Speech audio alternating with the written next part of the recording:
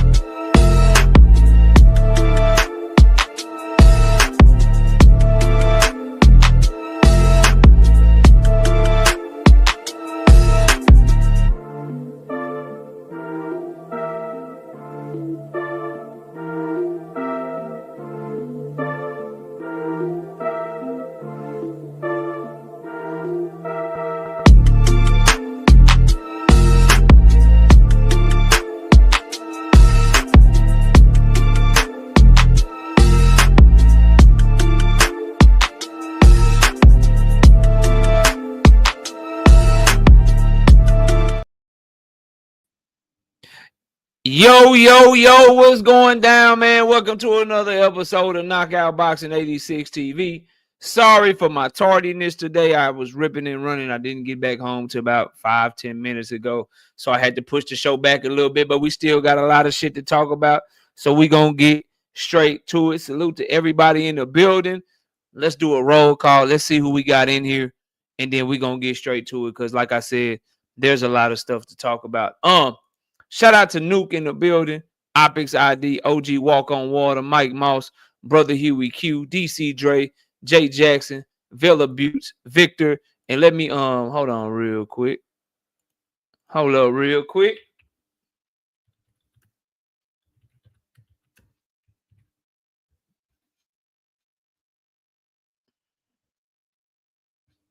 There go that smoke link. Let me pin that. That's for one-on-one smoke only.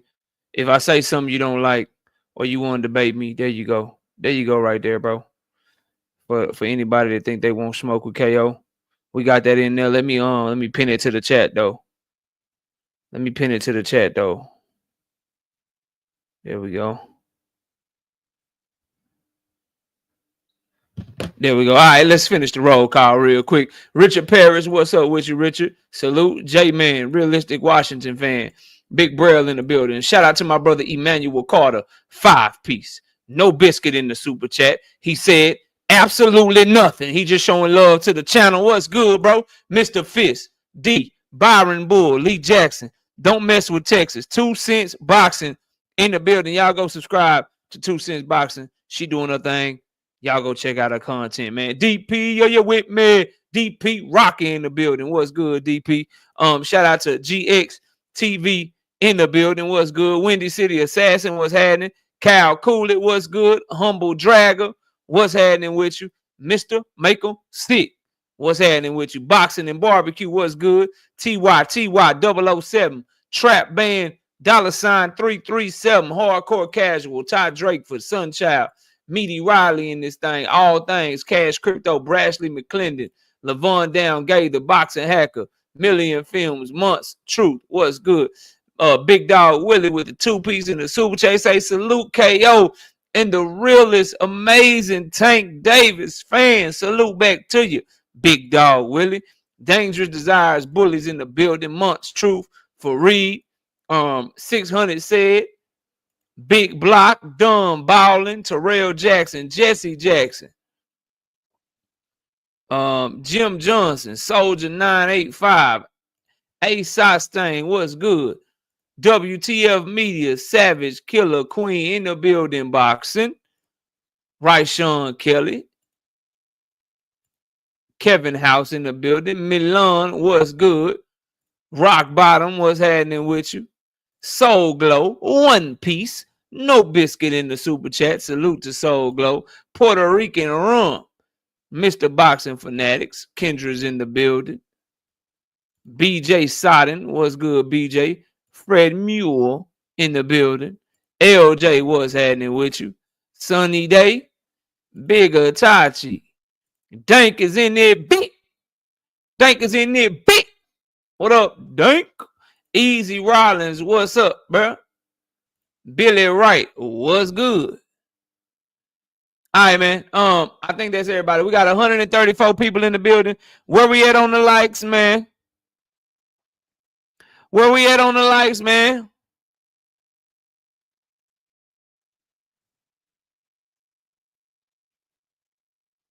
Where we at on the likes? Let me know when we get to 100, and I'm ready to rock. 76, that ain't enough. I need 100. It's 140 people in here. I need 100, bro. Let me know when we get to 100. Y'all want to hear me cook on their boxing? I need 100 likes, man. Straight like that. Straight like that. Everybody, I understand. Listen to me. I got the Cash App right there. Yes, we need Cash Apps. $ Knockout Boxing 86 TV. That's the Cash App. We got the Super Chat button. That mug is working. I want channel members because we work very hard to have the best predictions on YouTube. So, yes, I do need channel members. I need Super Chats. I need channel members. I need Cash Apps. But I understand that shit costs money. Y'all can at least do what's free. Y'all can at least do what's free and hit that goddamn like button. Jay Horseman, what up? Jay Horseman, what's good? When we get the likes up to 100, I'm ready to rock. When we get the likes up over 100, I'm ready to rock. And I just hope that somebody new will hit the link and get smoked. I'm tired of smoking on the same packs. I'm tired of smoking that boxing hacker strand of weed, bro. I'm tired of the Terrence Best video strand, bro. I need some new, you know what I mean? I need some new weed to smoke on, man. Shout out my brother GD with the 5-piece. No biscuit in the super chat. He say, let go. I'm waiting on them, GD. I'm ready. I'm locked and loaded. Ain't no safety on this Glock.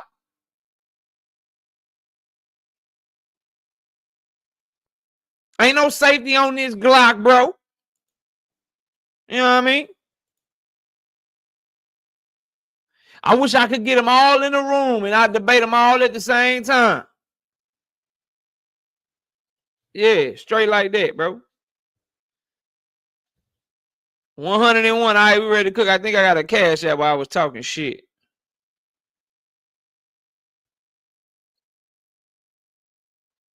Shout out to my boy, we're going to call him Phil. Shout out to my boy Phil with the 5-piece. No biscuit in the Cash App. Appreciate you, bro. Fresh 313. What's good? Let's get to it, man. Let me get this. I really don't want to turn my camera on, bro. Cal Cooley, what up? Pearl Infinity, what up? I really don't want to turn my camera on because this will scare him off even more. I don't want to turn my camera on because this will scare him off even more, bro. Yeah, this will scare him off even more, but I'm going to go ahead and turn it on. Dominic, what up? I really didn't want to. I didn't want to turn my camera on, you know what I mean? I didn't want to scare nobody off. But inevitably, people probably going to be scared off, but we're going to get straight to it. First, let's start by having a conversation about the 140-pound division. We got motherfucking Richardson Hitchens. We got Richardson Hitchens. I don't need updates, Blunt Sports. Please don't give me no updates on the game, bro. I got it recording. So please don't give me no updates on the game. When I get off of here, I'm going to go try to watch it if y'all don't ruin this shit for me. Inevitably, every time I go live while my boys is playing, somebody going to fuck it up. Somebody going to fuck it up. Watch. Now, I've said this. Now, just watch. Just wait and wait. Just watch and wait for it to happen. I appreciate the update, but I don't need none, bro. I got it recording. That's gonna be what I try to do when I get off of here. But if I can't, then it is what it is, bro. It is what it is. Now, the 140-pound division. Richardson Hitchens came through, won the fight. So now we got Hitchens as the goddamn 140-pound champion. We got Teofimo WBO lineal champion. We got Ploy the WBA champion, and no, Ploy's WBC, and then Rayo is the 140-pound champion. Listen, now I got the game right here. That's what I'm saying. I got it recording. I got it on. I'm gonna try to watch it, but I'm paying attention to y'all, bro. I'm paying attention to y'all. But yeah, I got the game on right there, bro. Is that going? Oh, they can't copyright me for that shit, but you can't see it. But yeah, that's the game and shit, bro. I'm not gonna be able to watch it now. Obviously, I ain't got the sound on and shit, so I'm gonna try to look and shit. But whatever I miss, I got it recording and shit too on my pad over there. I'm over there. You know what I mean? I'm over there with it. Fareed, I got that. Fareed. This is me you talking to, Fareed. Fareed, this is me. This is your boy. Come on, man. We here. Then we here. Then we here.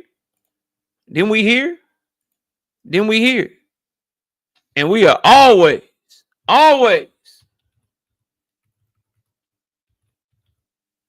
we are always right here. We always right here.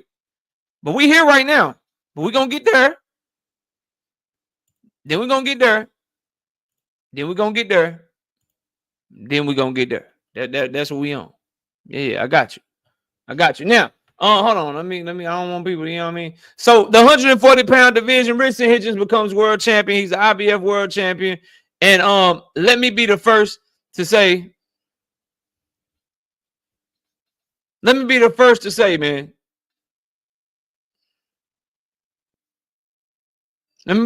say this. And I mean this with all my heart, bro. I do not want to watch Richardson Hitchens versus Devin Haney, bro.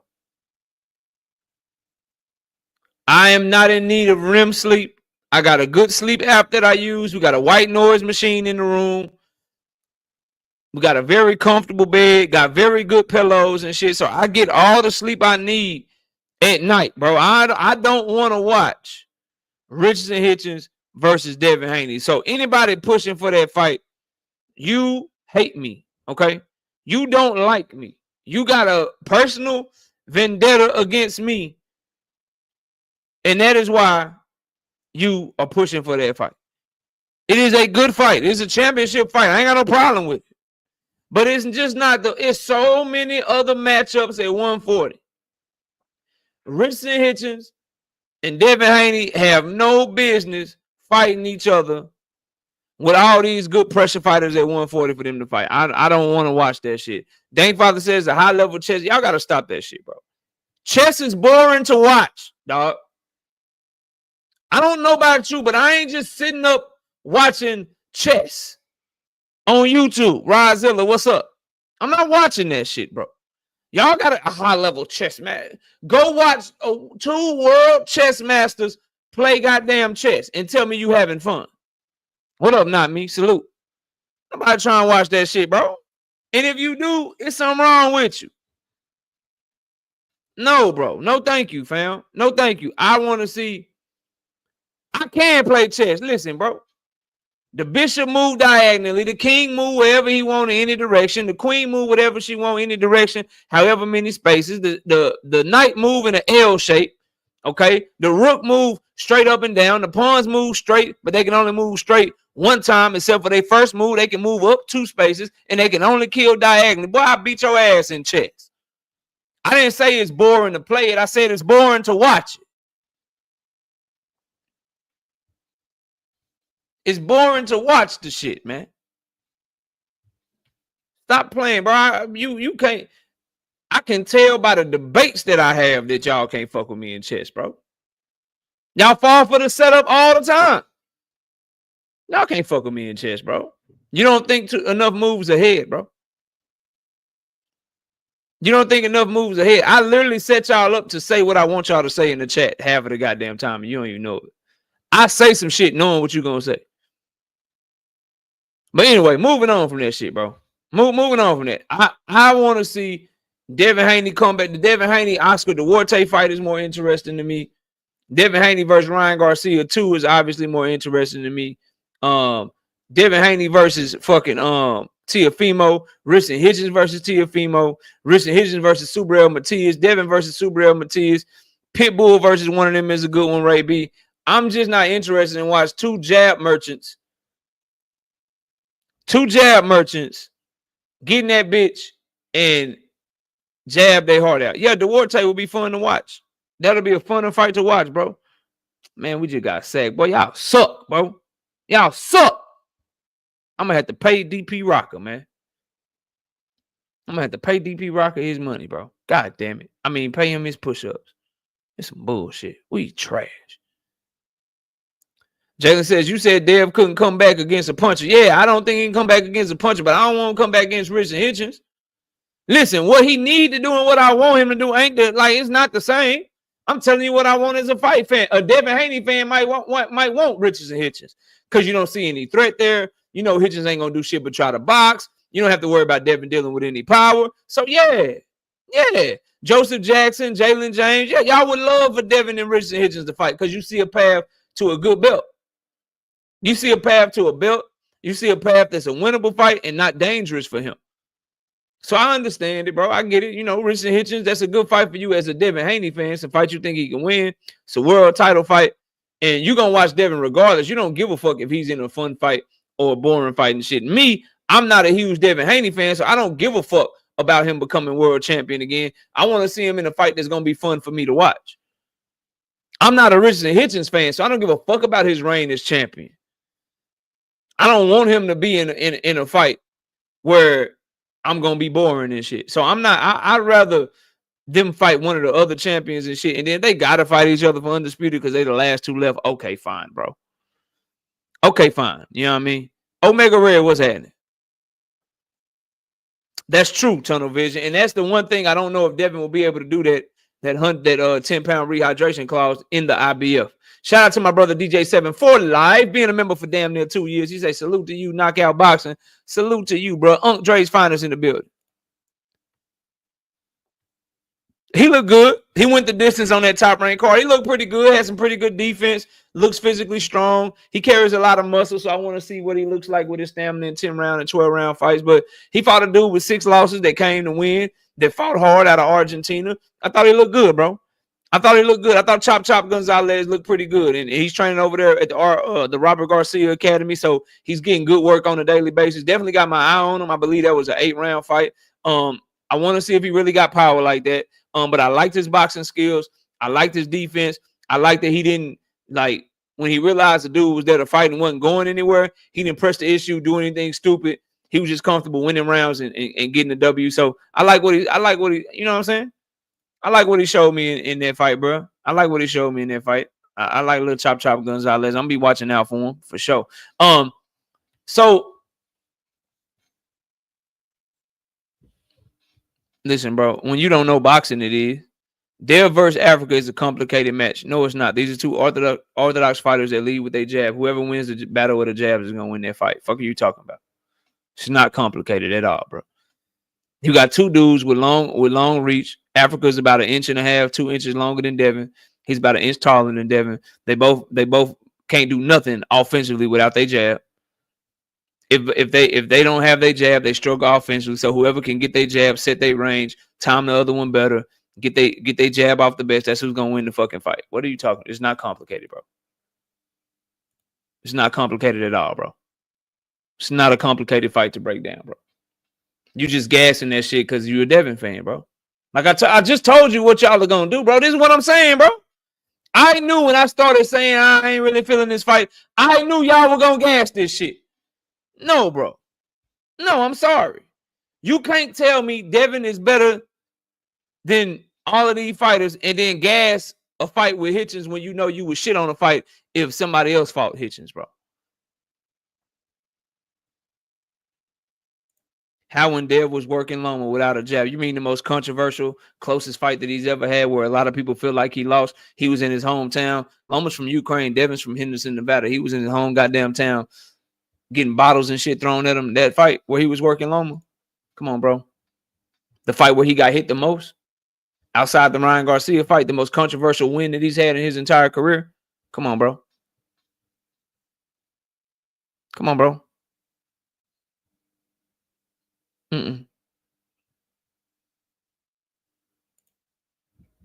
No, I shitted on the idea because I think that was when Matias hadn't lost to Perot yet. Or if he had lost to Perot, I think that's a dangerous ass fight for him coming back, bro. As a Devin fan, I don't know why you would want that, bro. What's up with Tank not sending Kurt an offer? If I want a one fight deal and you talking about you want a multi-fight deal, what we sending an offer for? We talked. You didn't want what I wanted. It was after. Okay, well then, yeah, I wouldn't want his first fight. Probably, if I did, it's probably because I didn't want his first fight coming back. Somebody that dangerous, bro. But if you give me, but now you telling me Matias or Richardson Hitchens? Fuck no, give me Matias, bro. That'll be fun to watch. Sorry, bro. Sorry, bro. That'll be funner to watch. Everything is subject to change, my nigga. Stop coming for me, bro. Everything is subject to change, man. What up, Marie? William Old School, what's up? Everything's subject to change, dog. What's up, Luca? What's happening? But yeah, so 140, bro. I like the Richardson Hitchens is in the game. I like that he's a champion now. Salute to him. He put on a good performance. However, I don't want to see him versus Devin Haney, bro. I want to see him fight Teofimo. I want to see Devin fight Teofimo. I want to see the Devin Ryan rematch. I want to see Richardson Hitchens versus Subriel Matias. I take Devin versus Subriel Matias over that shit. It's so many fights I'd rather see over that one. But if you're gonna give it to me, then I'm gonna watch it. I just think it's gonna be boring, bro. I just think it's gonna be a boring fight. We got 250 people in the building. Please smash the like button. Please smash the like button and get the likes up over 200. Where we at on the likes, man? Let me get a like check. I'm finna move to the next topic. Let me get a like check. We got to talk about Boots for a little bit, man. Boots and Teofimo. I want to get to the next topic, but I need a like check first. Where we at on the likes, moderators? Gertz is lying. I can't trust him. Who else we got? 140. Let's at least get to 175, bro. Let's at least get to 175, and then we can move on, bro.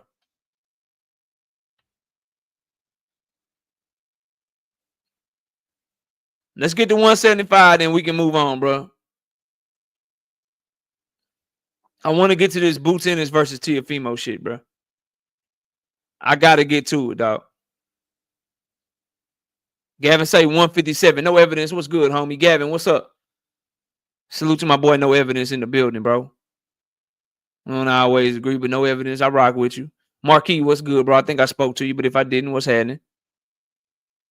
What's happening? Salute to everybody coming through this thing. We got 260 in here. Let me know when we get to 175 at least. Drink more water. What's good? Blunt Sports, what's up? I think I spoke to you too, bro, but salute to you if I didn't. 160, we got to get to 175. We got to get to 175, bro. I want to talk about this Boots Teofimo shit. Kevin say we the 170. Bet. Let's get to 175, man.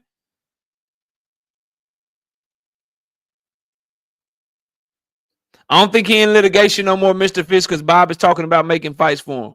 So I think they settled that shit. It was just a short shit about whether or not his contract was still good. So I think they got that shit worked out. Otherwise, he wouldn't be doing interviews on ESPN. If he didn't have his shit worked out with Top Rank, they not finna interview him on ESPN to raise his profile in the middle of that Navarrete Valdez fight. Then you got Bob Arum doing an interview talking about he trying to make the Boots and Boots fight for Teofimo. So yeah, I just think I think that shit's over with. I think he's available to fight now. What's up,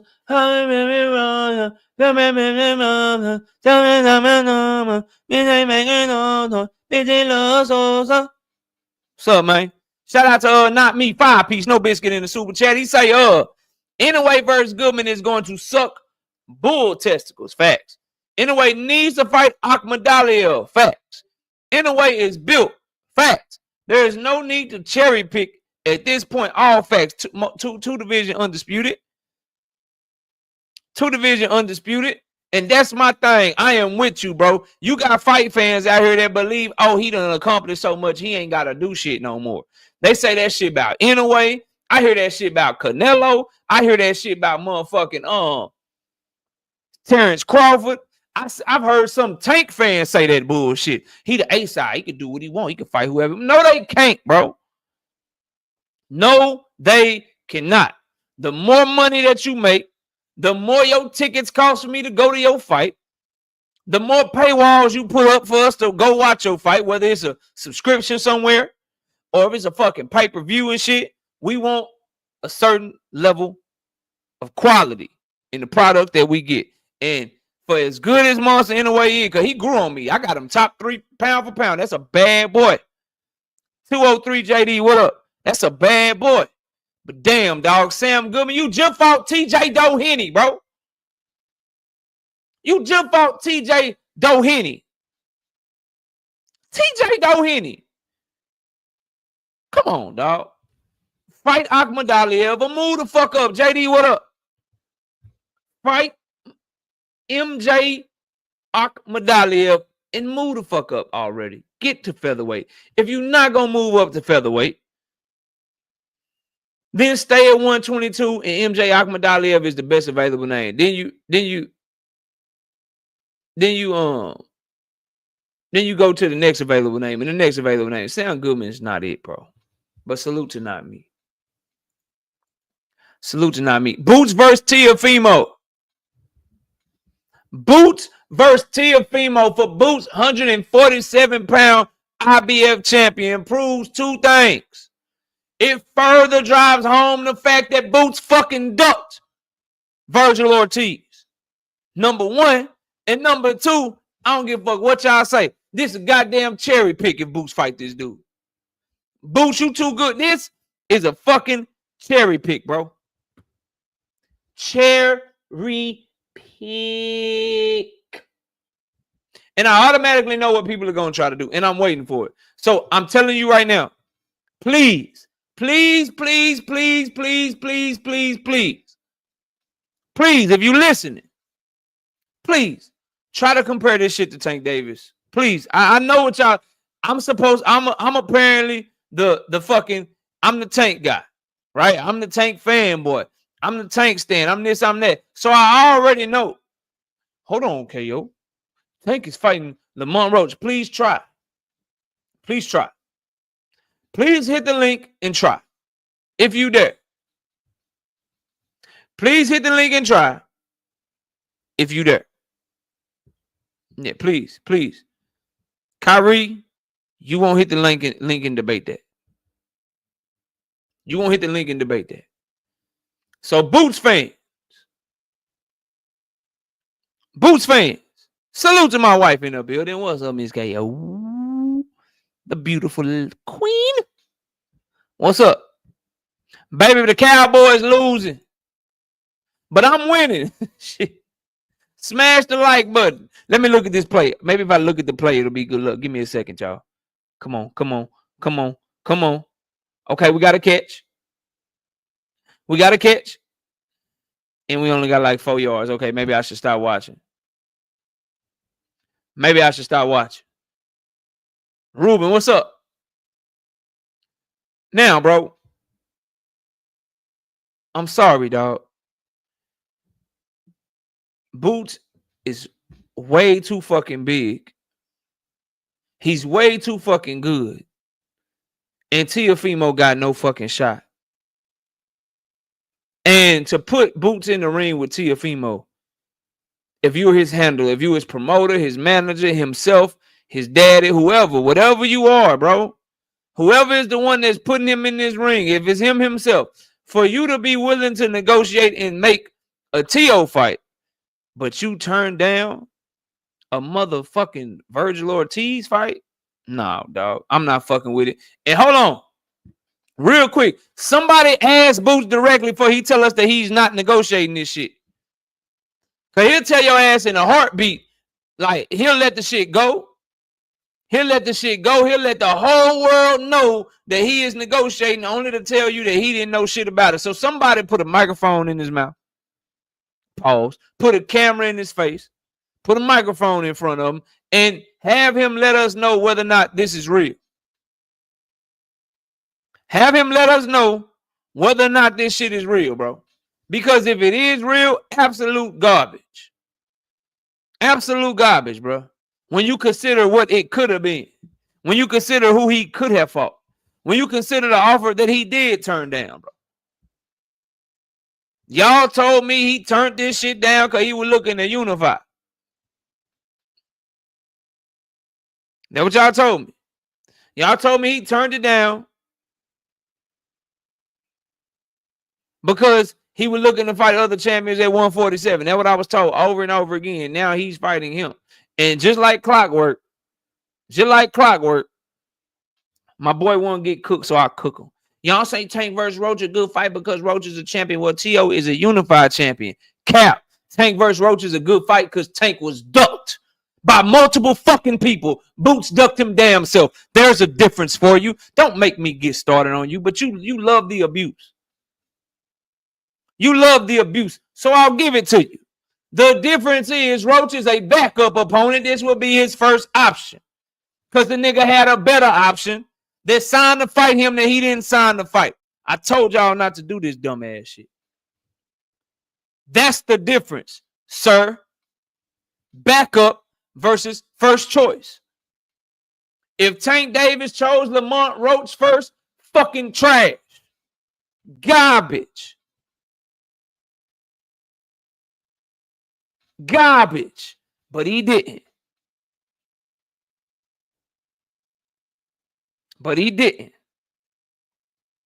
He chose Loma first. Loma ducked him. He tried to choose Shakur second. Shakur ducked him. They tried to choose Ryo. Ryo ducked him. Give a fuck about that shit. Shout out GXTV. 2-piece. No biscuit in the super chat. Boots need to fire his manager, PR team. Career over. His career is not over. This is just a bad move. He need to get the fuck away from Eddie. Boots not ducked by multiple people. Fucking right he was. Brian Norman Jr. ducked the fuck out of him. Stanionis did too. Barrios did too. But how can we in good conscience say that Brian Norman Jr. ducked Boots, but then don't turn around and say Boots ducked Virgil?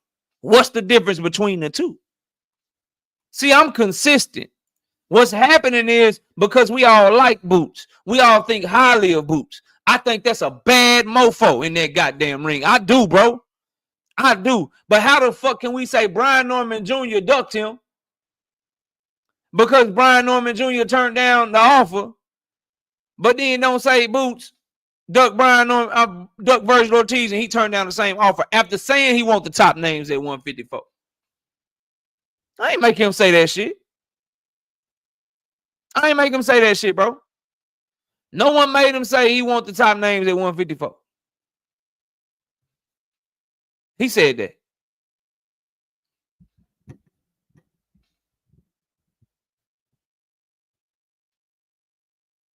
Sorry, y'all.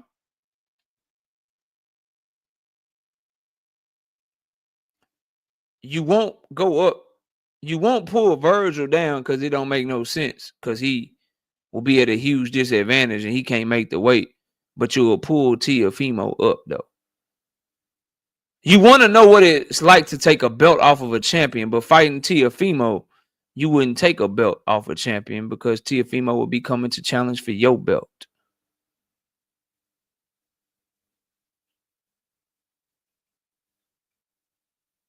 Like, it's not making sense. I turned down Virgil Ortiz because I don't feel like I got the belt the right way. I want to know what it's like to fight to take a belt from a champion. But then you're getting ready to exercise your voluntary against somebody that you're not taking a belt from.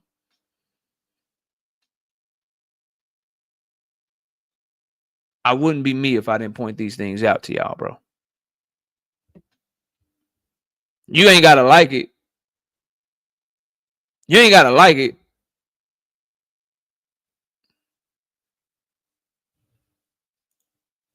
How many times do I have to kick your ass in a debate before you stop saying the same shit over and over again? Do you have anything new to say? Don't you think if Shakur would have ducked him, Tank would have made that known? We've already been through this. He didn't make the Loma shit known. He didn't make the Loma shit known. He did not make the Lomachenko shit known. I cooked you for an hour straight on this, and you come with the same bullshit. You don't have nothing new to say, COE. Come with something new, bro. Give me a challenge. Like, say something I haven't heard before. Heard it all before. Your lies ain't working now. Heard it all before. Had to shut you down.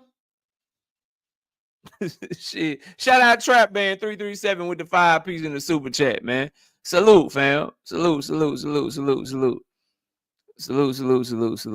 man. Salute. Y'all cooked out here, dog. Like, what? Don't worry. Hey, listen. Don't worry. You just showing.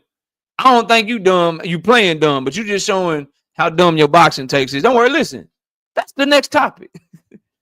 Don't worry. That's the next topic. And I know why you want to talk about it. Because you see the topic of the show covering Tank Davis's call out of Jake Paul is a ploy to take smoke away from Shakur and Teofimo. And you come right in this bitch and do exactly what the title is. Y'all think I should be talking shit when I say I set motherfuckers up and I know what they gonna say because I make them say it.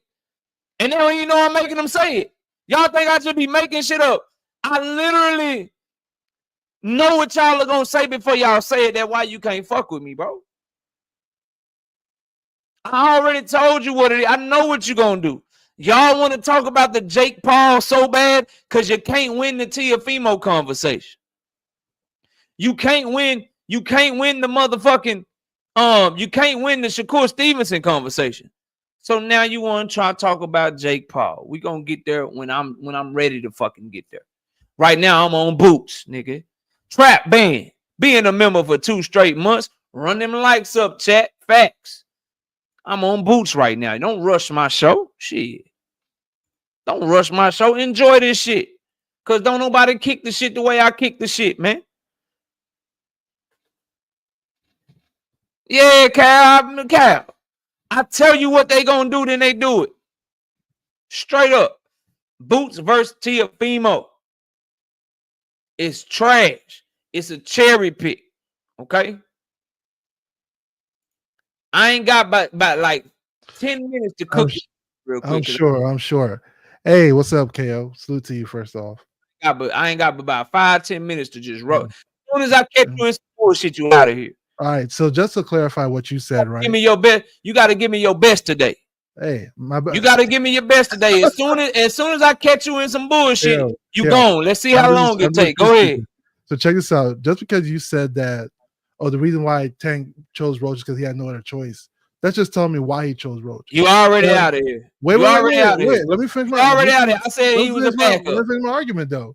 I said he was a backup. You already out of here. You told me yourself that Tank versus Roach is a good fight because Roach is a champion. Not because it's not like he's in a champion 135. That's not what I said. That's not what I said.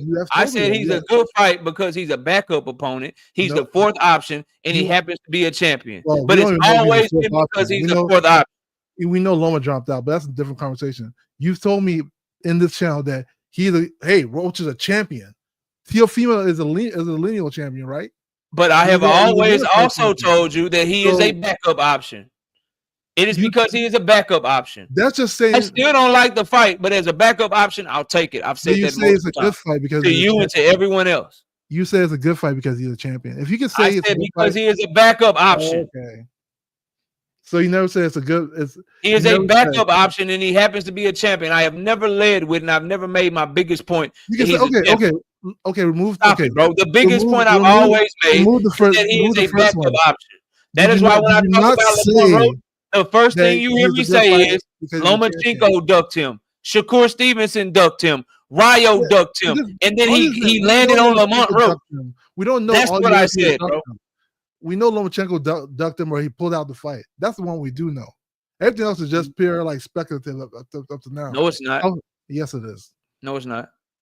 Which one is not? None of them. Shakur is definitely not. Is definitely a no, right? Definitely deduct him. No, he didn't. But I got somebody behind you. I told you I didn't have long. I told you I didn't have long, and you already fucked up by trying to make the point I didn't make. Even Espinoza. I gotta get to the next one. You can come back for the open panel, bro.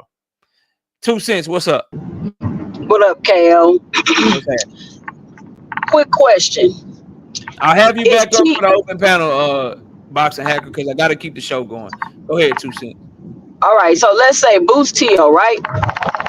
Boots just fulfilled his mandatory, correct? Yes, Karen was his mandatory. There are rumors that he will be fighting Brian Norman next summer. Why can't he fight Tio in between?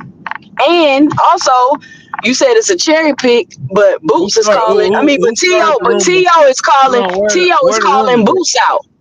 Hold on, where the rumors at? He's fighting Brian Norman next summer. Yeah, I heard he was.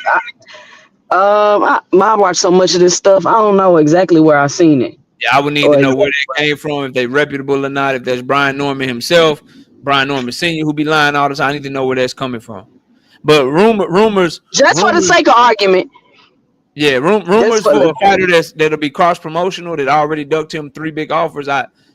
Yeah, that ain't gonna hold much weight. The only reason I'm gonna tell you, the only reason why I'm even repeating that and halfway believe it is because when they were negotiating that fight the last time, since the purse bid had already went in for the Karen fight, there was no way that they could have made that fight. So they both was capping with the negotiations.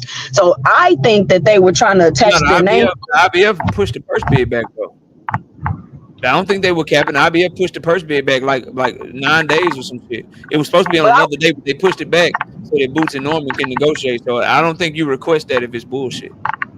Well, I don't know. From what I heard, because I was talking to Rachel down there about it, she was telling me once the purse bid was called, they couldn't even make the fight.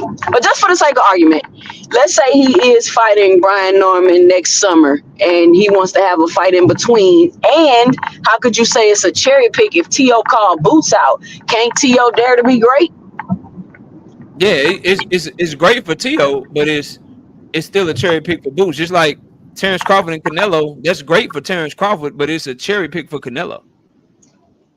Yeah, but I'm not picking you though. But if you picking me, it's still a cherry pick though, because you still fighting. You fighting a cherry. You fighting somebody that's has no shot to beat you. I really agree with you. I'm just trying to debate.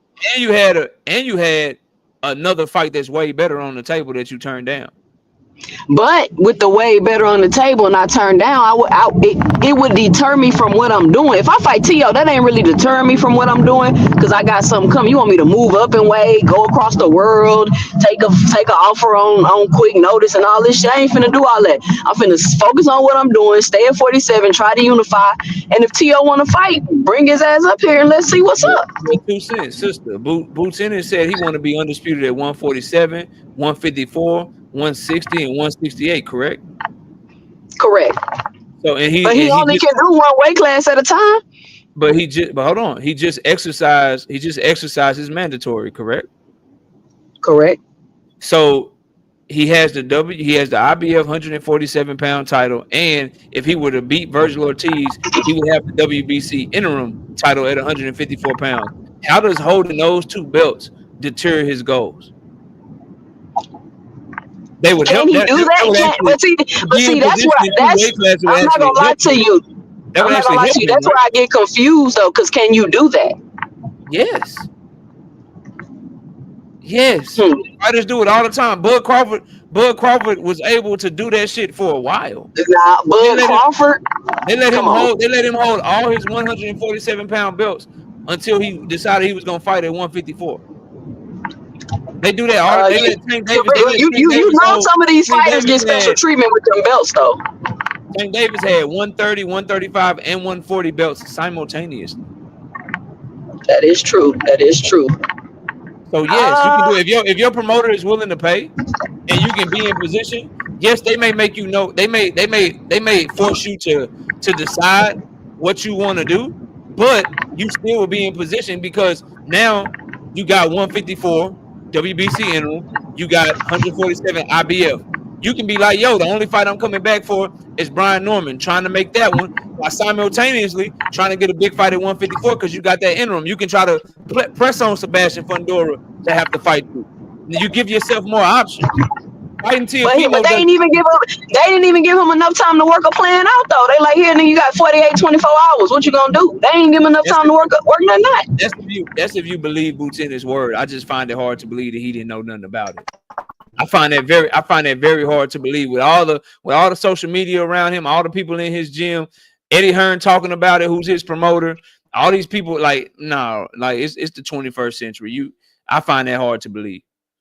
I think that's the juxtaposition, right? You got a lot of people that believe Boots, and you got some people that don't believe Boots. Like at the end of the day, if you Boots in this, okay, you saying this, but I got Eddie Hearn, I got Oscar De La Hoya, I got Virgil Ortiz, I got Turkey Al-Sheikh, all saying different shit.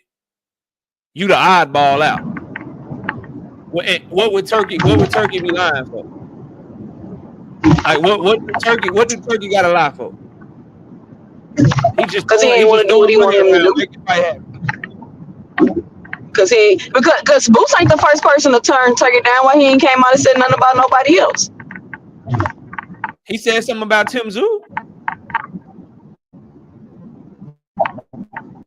And that's what I'm saying. Because he said something about Tim Tszyu. He said something about whatchamacallit, Tank Davis. He said something about Canelo Alvarez. When he get turned down, he pop his shit. He pop shit at Canelo, Tank. He pop shit at all them.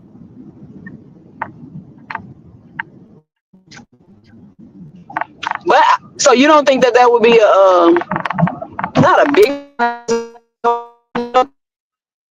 You're going out a little bit too, Cent. You going out? I can't hear you. Yeah, you going in and out real bad. Can y'all hear? I can't hear. Can you hear me? You got better right there.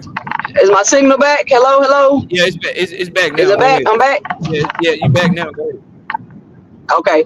Yeah. So you don't think Tio and Boots could draw interest? Tio and Boots? Yeah, hell yeah. Hell yeah! It's not that I don't think it's a big fight. Oh. It's not that I don't think that it can sell. I don't think it's competitive. I don't think it's competitive. Right, and he turned down a all right, better that's cool. fight. I'm gonna hop off. All right, I'll see you later, 2 cents. Take it easy. Truth, bring your ass back here, Truth. Bring your ass back here. Truth, bring your ass back here. Where you going? I know. Kitchen's hot around this motherfucker today. I understand. Bring your ass back up here.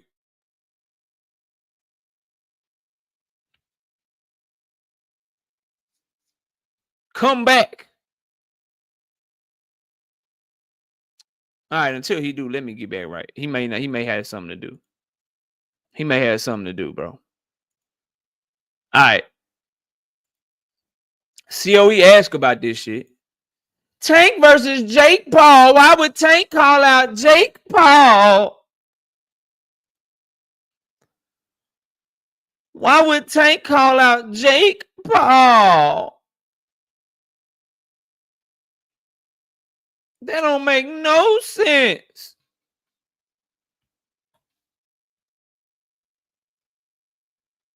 He called out Jake Paul. Why would he do that? Why would he do that, KO? KO, you got some explaining to do. I got KO with this one. He got some explaining to do. He ain't gonna be able to say nothing with this. He KO. That's why KO, he ain't gonna say nothing about this. He ain't gonna say nothing about this. We got Todd Drake with the 2-piece in the super chat. KO, do you think Virgil beats Boots? No. No, which is why I don't understand why you fucking ducked him.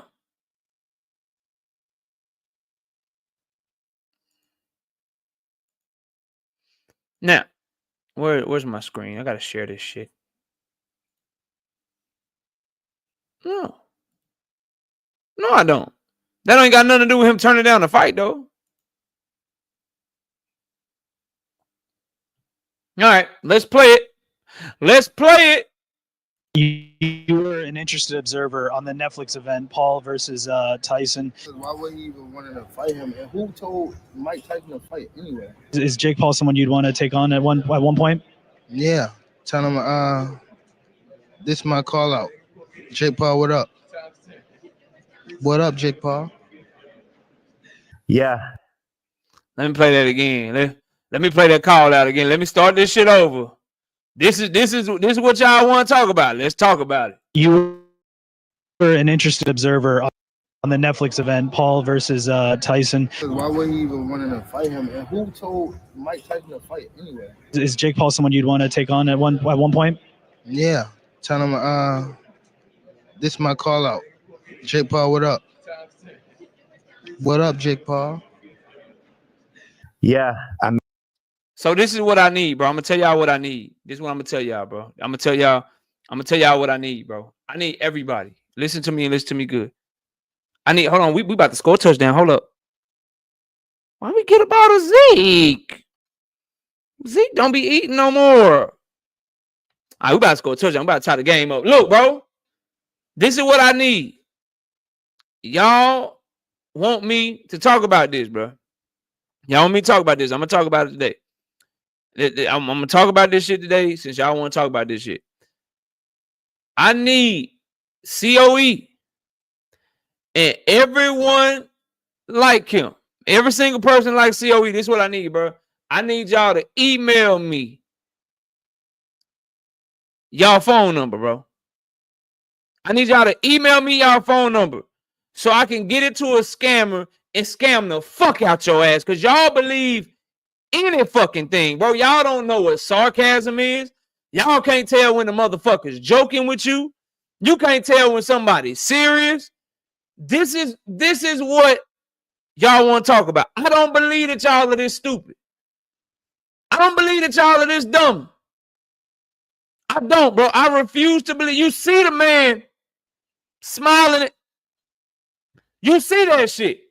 And y'all take this shit serious, bro. This is wild, bro.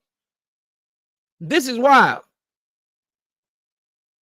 This is absolutely wild. Oh, I'm not a mind reader. I'm just you. Hey, that's what he said.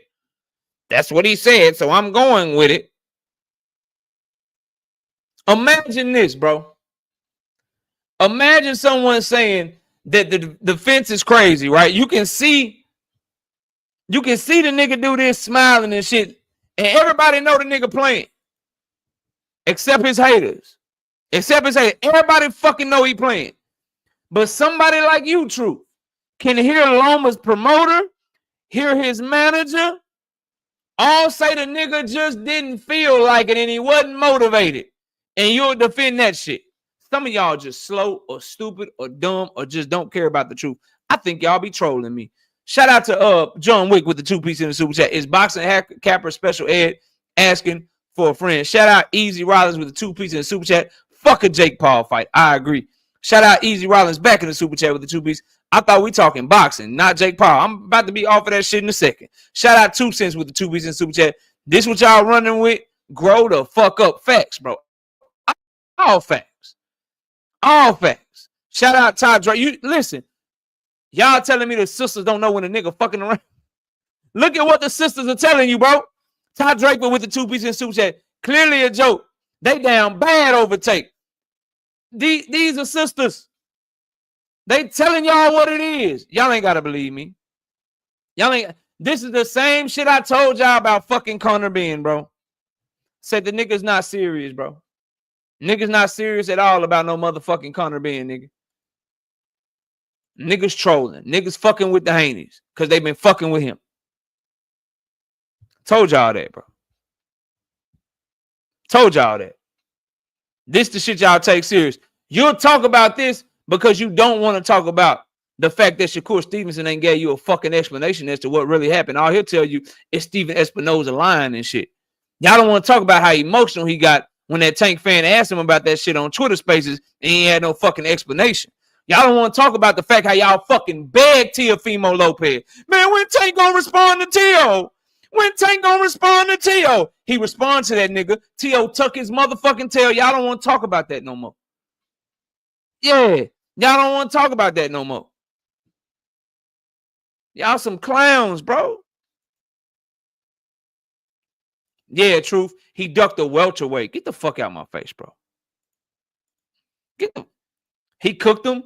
He cooked him. He cooked him by when the Tank fan told him he gonna get knocked the fuck out. He started talking about the Tank fan profile picture. That's a cook to you? Okay then, bro. He cooked him. What up, Big Supreme? Yo. What's good? What's up, man? What's happening with you? What you got? I came for smoke, man, because I don't like what you saying about my man Boost, bro. All right, go ahead. I'm listening, bro. All right, so this is my thing, right? Was Teofimo in negotiations to fight Brian Norman Jr.? That's what they said, yeah, for September 27th. Right? Yeah. For September, right? On Keyshawn undercard or something like that, right? Yeah. All right, so wasn't Boost trying to fight Brian Norman Jr.? Yeah. They was in negotiations, right? Yeah. All right, so my question is, if Teofimo could move up and fight Brian Norman Jr., why he can't fight Boots? He can. Why not a trash fight for Boots? He can. Number one, because Boots is way better than fucking Brian Norman Jr. Number two, I never you can't find me saying T.O. versus Brian Norman Jr. is a good fight or it's a great fight or it's a fight I want to see. Like just because he was doing it with Brian Norman Jr. Not as good as Boots. I hold Boots to a higher standard. Number one. Number two, Brian Norman Jr. and Teofimo, they in in-house. And Brian Norman Jr. didn't have enough, or Teofimo didn't have a better offer. He didn't have a fucking better offer on the table other than Brian Norman Jr. Boots is talking about some Teofimo after turning down a better fucking fight, bro. It's a huge difference, fam. I don't think it's a huge difference because it's Teofimo running his mouth. Boots ain't call that nigga out. So what? Virgil was running his mouth too. Look, he got on ESPN and said he want to fight Tank Crawford or Boots. He's the one doing interviews saying Boots ain't all that. I'm exposing and this, that, and the third. So, you want to smoke? Come get it. That's cool. But Virgil actually got paperwork to him, though. How you know that? You seen it? All right. So did you watch Boots' interview? Yeah, I seen that. So if he ain't got no paperwork, what the fuck he talking about a deadline for? He got paperwork, bro. Y'all can try that shit somewhere else. Big Supreme, that type of shit don't work with me, Big Supreme. You know better, bro. No better what? This me, bro. Like, that don't work with me, bro. This is what I'm saying. I'm listening. Eddie Hearn said on the interview, they gave Boots less than 24 hours, bro. So I'm supposed to negotiate a fight less than 24 hours and I just got out the ring? Like, why? What you mean he just got out the ring? They didn't approach him right when he got out the ring. I'm not saying right. Not exactly about the ring, bro. Like last month. But what I'm saying is this, right? Mm-hmm. When a couple years ago, this nigga Virgil needed 48 months to fight Boots. Now they send an offer. I gotta respond in less than 24 hours. What type of shit is that? Because they on a deadline. They trying to announce the fight. What's there to think about, bro? All right, so this is my thing, right? Like, what's there to think about? Do we got something better? Do we got something better than Virgil? Is there some better fight out there for him right now that he had on the table better than Virgil? As of right now, I would say no. So then what is he? What is he weighing? He's weighing the offer against nothing, bro. He's weighing the offer against air, bro. All right, this is my thing, right?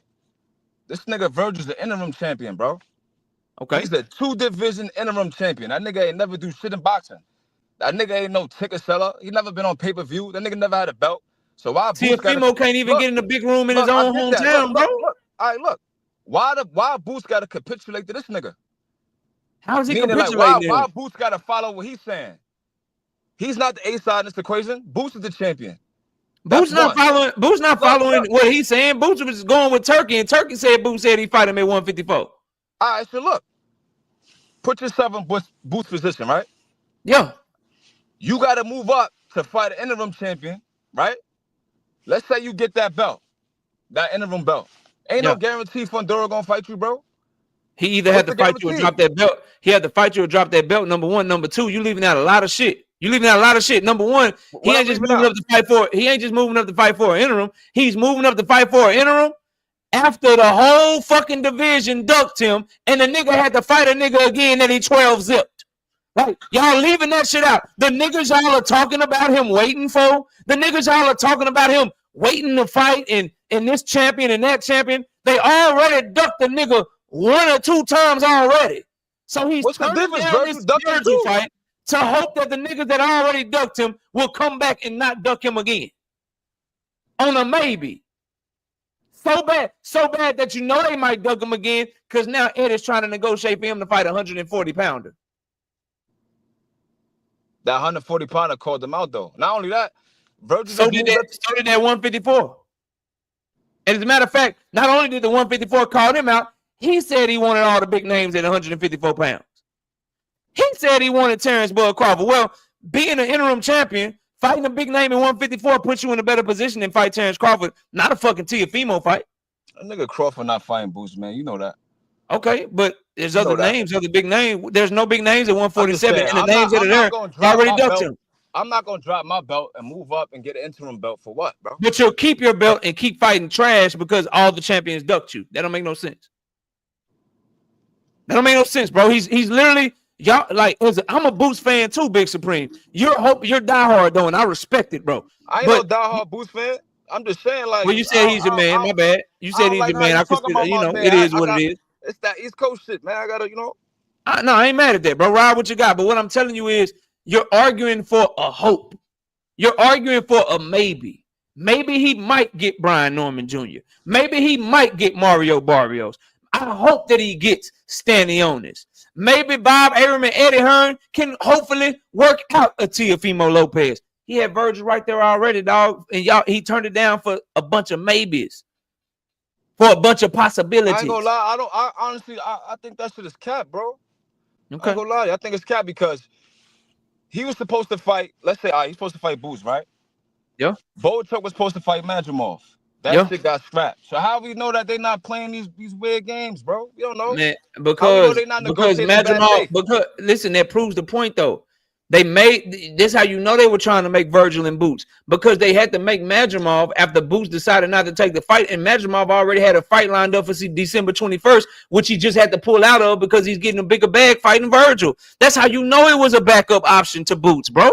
Because the nigga Madrimov already had a fight lined up, had a fight months ago with motherfucking Bahacek. He just pulled out against Bahacek because he got the Virgil fight, and he got the Virgil fight because Boots didn't want the Virgil fight, bro. That's how you know it was they ain't playing games. They had to find Virgil an opponent because Boots didn't want it.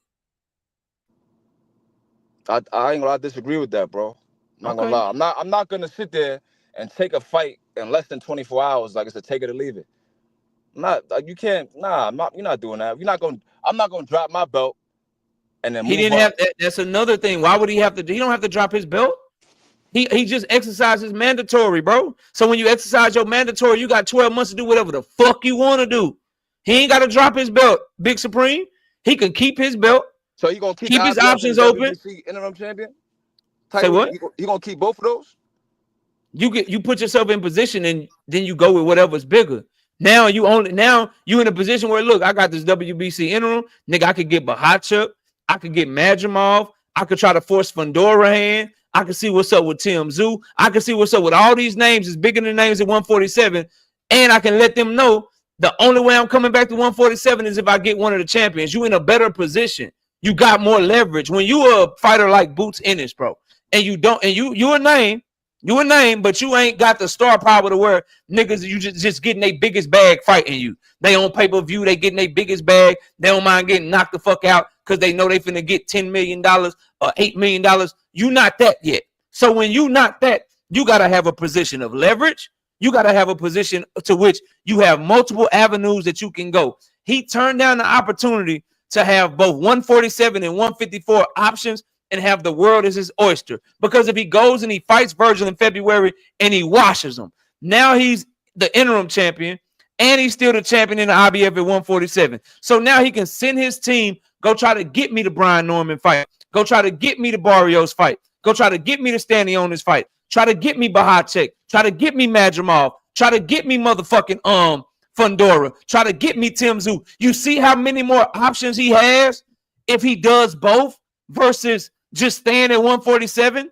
Now at 147, all them 154 options I just named, they gone, bro. They dead. They not there no more because you didn't take the Virgil fight. So now you at 147, hoping Brian Norman don't duck you again. Hoping Barrios don't duck you again. Hoping Stanionis don't duck you again. Or let me pull up this 140-pounder because I really got no options at 147, bro. It's a bad move, fam. It's a bad move. You ain't got to say he's scared. You ain't got to say he can't beat Virgil. But at the end of the day, it's still a duck. Whether you think it's for business reasons, pride reasons, he want legacy reasons because he's just dead set on being undisputed at 147, he ducked it, bro.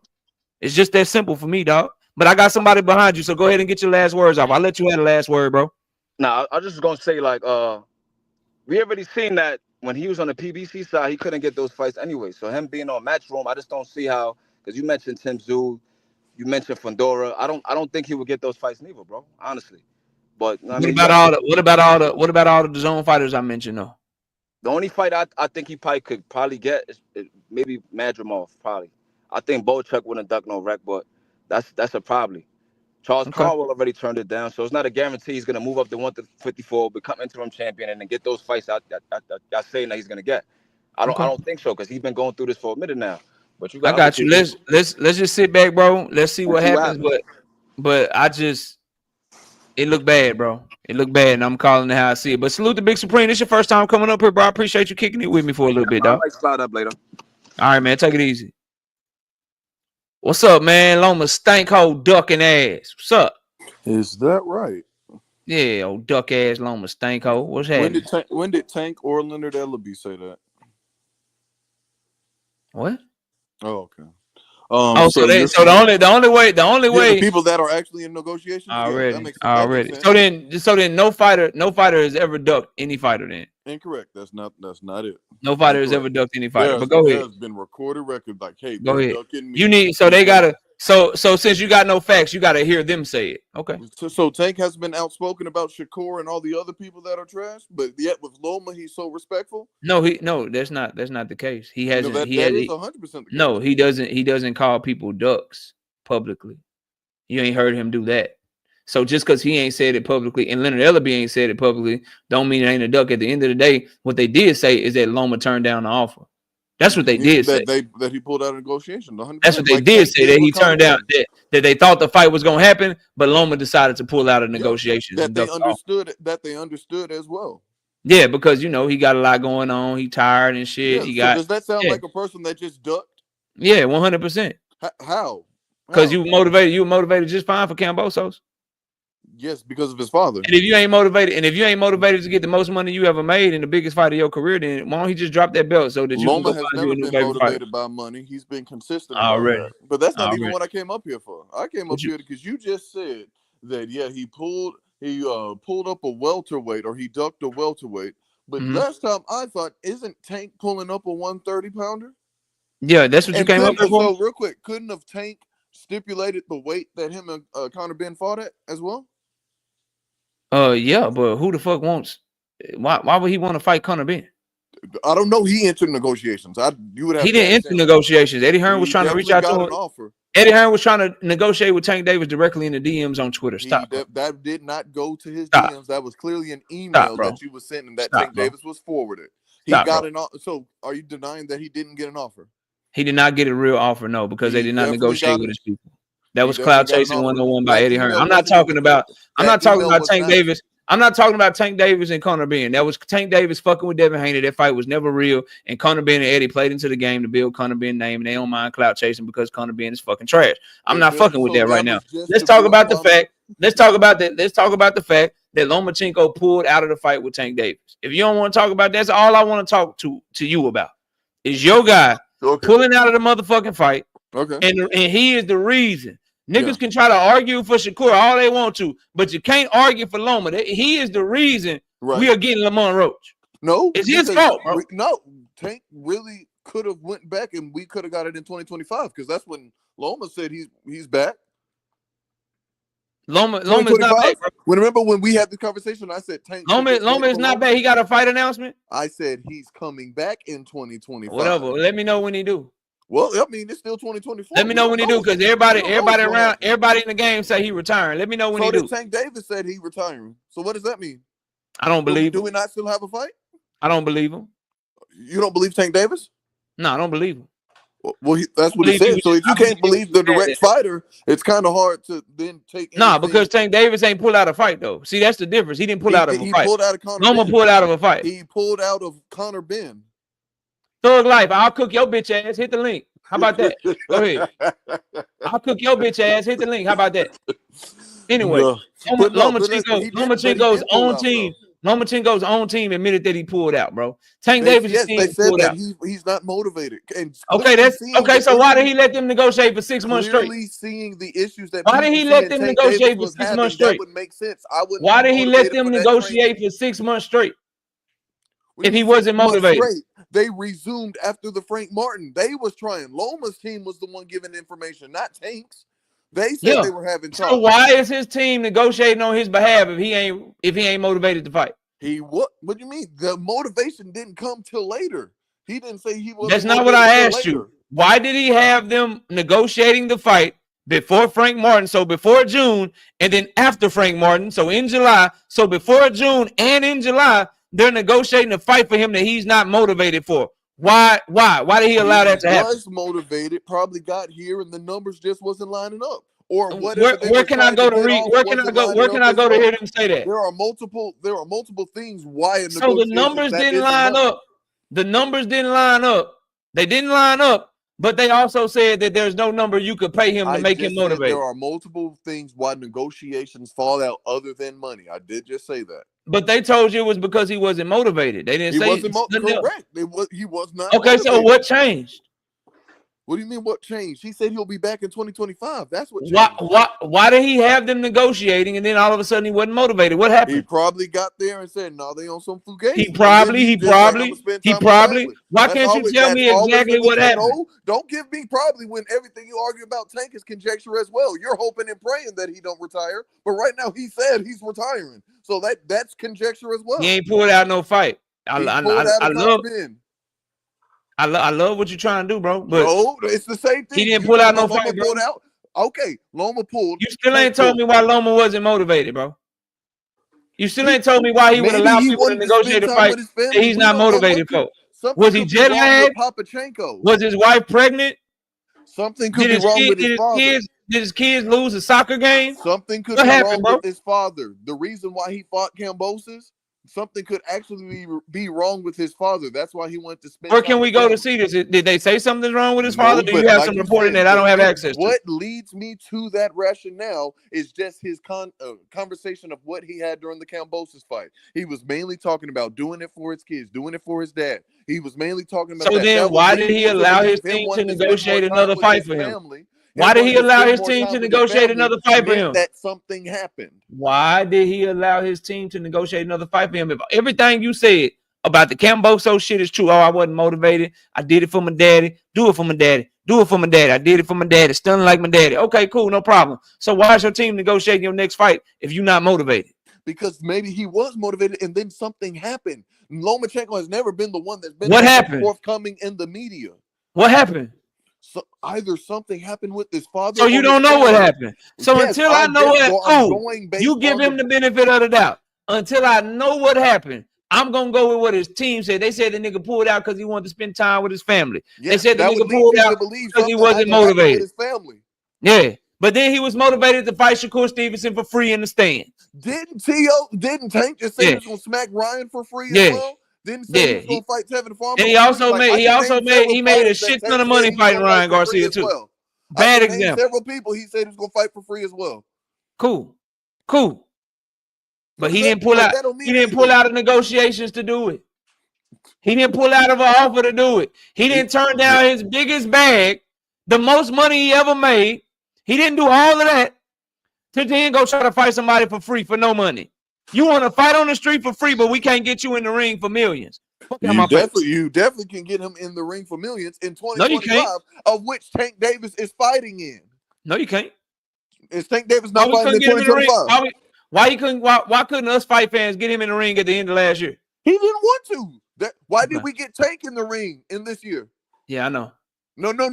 Why did we? I said he didn't want to. So answer that. Why didn't we get Tank at the end of this year? Because your guy ducked him. No, that had nothing to do with anything. Why didn't we get Tank at the end of this year? Because your guy ducked him. Got you. And fucked up the entire fucking year for him. Why couldn't we get Tank at the end of this year? How many times you want me to answer it? No. You said because Loma ducked him. Got you. I'm just talking about because your guy ducked him and it fucked up all of his plans. So he had to scramble for an opponent because your guy an opponent that he's been trying to fight since 2022. That Lamont Roach has mentioned several times that they had talks before. Yeah, that was a scramble. No, he scrambled to Lamont Roach as a backup option. The fighter that he already had, that they had already talked. He didn't already have him, which is why he fought Hector Garcia, Ryan Garcia, Frank Martin. They always kept Lamont Roach in their back pocket in case something like this happened. It's good to have a backup plan. So if that was your backup plan, why did we not enact that backup plan in 2024? Because he's still a backup. Like you don't want him. He's not who you want. Got you. He's not who you want. You want Loma. You want Shakur. You want Rayo. You want bigger names. You fall back on Lamont Roach because them niggas don't want smoke. Well, how so? Because Espinosa only said Shakur had preliminary conversations. That doesn't sound like an offer. Yeah, and during those preliminary conversations, they're trying to make one fight. He's trying to get multiple fights. Conversation's over. That's talking about concepts. Conversation's over. How is it? We're not negotiating. I'm not, bro. We're not like it's the same shit with Canelo, nigga. We're not negotiating. There's no pull and push here with you niggas. That's what Loma, Shakur, that's what all y'all got it. There's no, ooh, I want this here. Oh, that's too little money. Nigga, no. This is what you get. So is that what Espinosa said when he's coming back to the table to talk to both Shakur and Loma? It seems like they're coming back to them for this pull and push. It looks like that's what PBC wants to do. That's what because Tank wants to fight. It looks like that's what the fight. But that don't mean they offer. That don't mean they offer is gonna change. So wait, are they not doing the push and pull? No. So wait. If the offer's not, you don't know change, that. Well, you can't say that because you don't know if their offer is going to change or not. No, you don't know that. If their offer is not going to change, but they're coming back to regain negotiations. No, we can just come back with the same thing on the table. No, sir. You can come back with the same deal on the table. Why not? Now it's going to be more appetite. Come on, KO. Why? Come on. Are you? Hey, Loma. Here's the deal we offered you last year that we were so close to doing. Are you motivated yet? No, I'm not motivated. All right, we're gonna move on. Is that what Espinosa said? Nobody has said that. Oh, so right now you're arguing conjecture. You're arguing maybe this is what's gonna happen. That's what you just did. No, I said we're both arguing conjecture. Correct. But only it's different when you do it. No, we're not. Davis versus when you're trying to move. You're trying to move to 2025. Wait till New Year, dog. Your boy Duck not move to 2025. He had no choice. Your boy Duck. Now he had no choice. Wait, I thought they had a venue. The fight was supposed to be in November. It was supposed to be in December, but now he had no choice but to move it to March. None of this happens if Loma doesn't duck. No, they already had, bro. Did you forget? Did you forget PBC had the T-Mobile Arena blocked off for November 2nd? What happened? They had it blocked off. So that's why I'm coming back to that question. For your guy, your guy ducked. So they had to scramble to try to hurry up and do something else. They had to scrap. Yeah. So because of your guy. To Rolly, did they have to scrap that whole event or did they just throw somebody else in? They threw in a PBC fighter. Oh, so what you're saying is they threw in a PBC fighter. Is Lamont Roach a PBC fighter? No. So he's independent. So why couldn't they find a PBC fighter to just throw in? They tried to fight Rayo.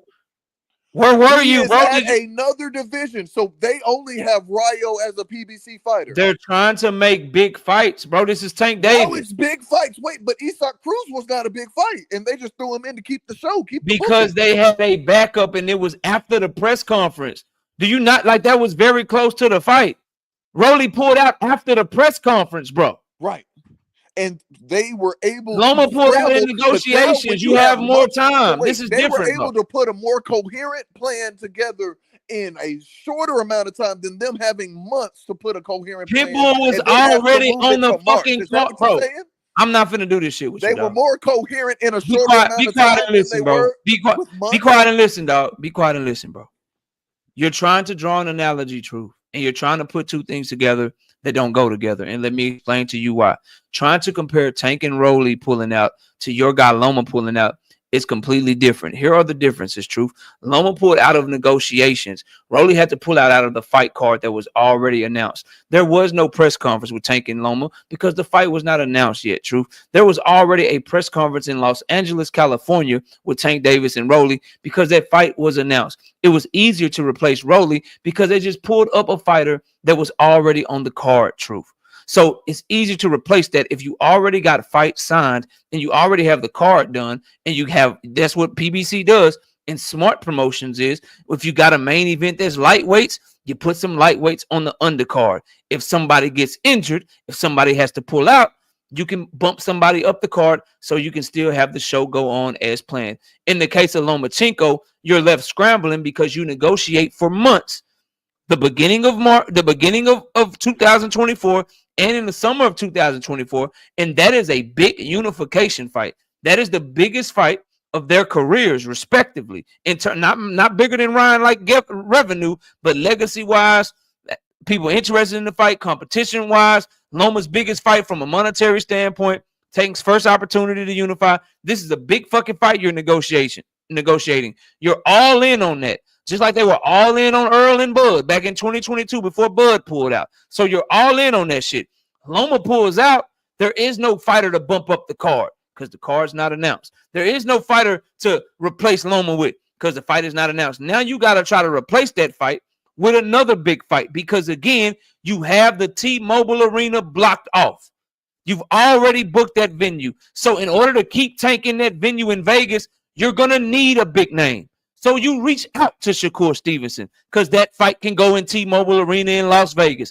You try to see what's up with Rayo because after beating Pitbull and him having a Mexican following and a Mexican fan base, you can put that fight and sell that fight in T-Mobile. Then after reaching out to them, you have to land on Lamont Roach. Hold on, regional name, not as big as those other fights. We're going to have to move this fight, meaning we got to push the date back. Now we got to look at Houston. Now we got to look at the Barclays Center. So you can't compare what Loma did to what Rolly did. And the biggest difference is Rolly's shit was involuntary, bro. Rolly fucking Romero got hit with some bullshit of some lady saying he did some shit and then recanting a story. So he didn't pull out because he wasn't motivated. He didn't pull out because the money wasn't right. He was forced to pull out because of some bullshit going on with an accusation that was levied against him. Loma pulled out voluntarily. So please don't try to make that analogy again. It's completely different. And I just explained to you why. Now go ahead and try to draw the parallels and try to make it the same, even though I just cooked you on that, bro. Go ahead and try. I'm listening to you. Okay, thank you so much. So what you're saying is with ample months, so they was all in on the big name fight, but wasn't willing to make Shakur a multi-fight deal? They were all in to make this big name and keep their date, but they had a fight right there in their wings that they were unwilling to make. Loma was a one-fight deal. Now, Loma was the only person they was willing to do all. Wait, how you said that was the one-fight deal? Loma and Tank were not talking about multiple fights. Where did you get that from? Bob Averman, Top Rank, said we're negotiating with Tank for a fight later this year. A. So you know what A means? Singular. So saying a fight later this year means that they weren't negotiating anything else. So just because of that one letter, right? So let's so Bob Averman would tell you part of it, but not all of it. If they're talking about fighting specifically in this year, they weren't going to have multiple fights this year. All right, bro. Is that not correct? No, you're dead. You're trying to. So they were going to have multiple fights in 2024. So Bob Arum left it out. He was like, let me be very specific because I'm just gonna say for this year. But reality, we're negotiating more than one fight. That was what he was talking about fighting this year. I don't see how that's a specific thing. The same Bob Arum that hates rematch clauses is the one. He's the one that was negotiating multiple fights. Okay, bro. He can hate it, but if Loma wants what Loma wants, oh well. Okay. Loma didn't even want to fight. He wasn't motivated. Okay. All right, bro. You got anything else? I got somebody behind you, bro. No, it was good. I'll probably be up later. All right, take it easy, bro. Shout out to Todd Draper with the 5-piece in the super chat. Nick J, I seen you slide in. What's up? Salute to the Queens of Boxing Talk. Y'all go check them out, man. They doing their thing over there. Carlos Munoz, I see you, dog. Salute to you, bro. Shout out Todd Draper with the 5-piece in the super chat. Round and round we go, Duck Duck Goose, which is why we have fucking Lamont already. What you say, John Wick? You still have live stream where Black Lives says if the Loma fight doesn't happen next, then it's a duck. Yeah, I know. He won't go there though. JD, what's happening? What's good? You can hear me? Loud and clear, fam. What's good? Ain't shit. So I got a little bit of smoke for you. Calling my boy Boots a duck. Because okay. I'm gonna piggyback off of the conversation you and Truth just had, which I don't understand why that nigga Loma is Jesus to him. But like that nigga walk on water and his Caucasian mount on Caucasian sandals or whatever. But yo, listen, I don't understand how we can call Boots a duck, right? But Loma was calling Tank and Mayweather ducks, right? When he was calling Tank out to fight, when he was ready to fight. But Virgil ducked Boots twice and said he wasn't ready to fight and wasn't in the position to fight. We're going to meet, but it's going to be all the way up there, wherever the fuck that is, right? And now Boots is a duck because he didn't feel like he was ready to take the fight. Like, I don't understand that. So how, like, what is your thought process on what is the reason that you're calling Boots a duck? Because it doesn't make sense to me. Virgil can duck Boots blatantly over and over and move to a more comfortable weight class and have fights at that weight class. But the minute Boots says, no, I'm really focused on being undisputed at 147. And I want to stay at 147, regardless if he's saying he wants the biggest names in at 154. We also forget that he said, I want to be undisputed at 147 first. I want to try and make these fights at 147. And if I can't, then I'll move to 154. Like, the comfortability for Boots is non-existent, but it's existent for Virgil and his rhabdomyolysis at 154. I don't understand. Like, I'm trying to wrap my head around it. Like, and furthermore, too, the timeline just didn't make sense. You gave this nigga 2 days to respond to a February 22nd card. That's not even a full fight camp. If we being real, you think Boots gonna go in there at 154 with a nigga that has pop at 154 and has a high knockout ratio unprepared like that? But then Virgil can do the same thing at 147, dump the nigga and keep saying, oh, no, I'm not ready. And then have health complications at that weight. Like, I don't understand. I get what you'll say, too. You're going to say that it's going to be a benefit at 154 for him to fight and the WBC interim being on the table, but why? Why? I don't understand. Can you explain it to me? Yeah, so I'm not gonna say that because I already said that, and I got multiple points that I can go to, and I just like to play off of what y'all say and use y'all's logic against you in the debate. So you said that Jerron Boots Ennis was ducked by Virgil Ortiz for years. That Virgil Ortiz ducked Jerron Boots Ennis when they were both at 147, and he ducked him. I'm just trying to figure out how we can both agree that Virgil Ortiz ducked Jerron Boots Ennis when they were at 47 with no offer on the table, but Boots Ennis didn't duck Virgil with an offer on the table. So immediately, that's confusing to me. So I agree that Boots Ennis was ducked by Virgil Ortiz when Virgil Ortiz says the 4-year shit, or we gonna meet up there and all that shit. Yeah, that's a duck. But right. Boots actually had paperwork in front of him and duck. So if you can duck somebody and you don't have paperwork in front of you, then how can the person who got paperwork in front of him and didn't sign not be a duck? So that right there to me is the juxtaposition. And then the same arguments that Boots fans keep making to me, JD, and what I heard from you was no different, bro, is he wants to be undisputed at 147. He wants to know what it's like to take the belt off a champion. He said he wants to be comfortable. He wants to go 147 undisputed. That's not there for him, bro. He already was ducked 3 times by Brian Norman Jr. He was ducked by Mario Barrios. He was ducked by Montes Stanionis. And now he's turning down Virgil Ortiz to try to hope that a bunch of fighters who already ducked him come back to the table and don't duck him a second time, or don't duck him a 4th time if you Brian Norman Jr., or don't duck him a 2nd time if you stand there. Like, it's just, and him fighting Virgil doesn't hurt his dream of coming to 147 and being and still being undisputed, because it's just a voluntary. He has 12 months to do whatever the fuck he wants to do, because he just exercised his mandatory. So the Virgil fight in February, you got some background noise, so I'm gonna mute you. I'll unmute you when I get done, though, bro. So the Virgil fight, no, you good. So the Virgil fight in February doesn't hurt his dreams of going for undisputed at 147. Fighters go up and go down in weight all the time. I watched Nonito Donaire do it very successfully. Nonito went all the way back up to featherweight and dropped back down to 118 and had some of the best years of his career. I watched Tank Davis do it successfully. Went all the way up to 140, back down to 130, back up to 135. If done right, you can have success. So miss me with he can't do the 154 and come back to 147 shit. There's nothing for him at 147.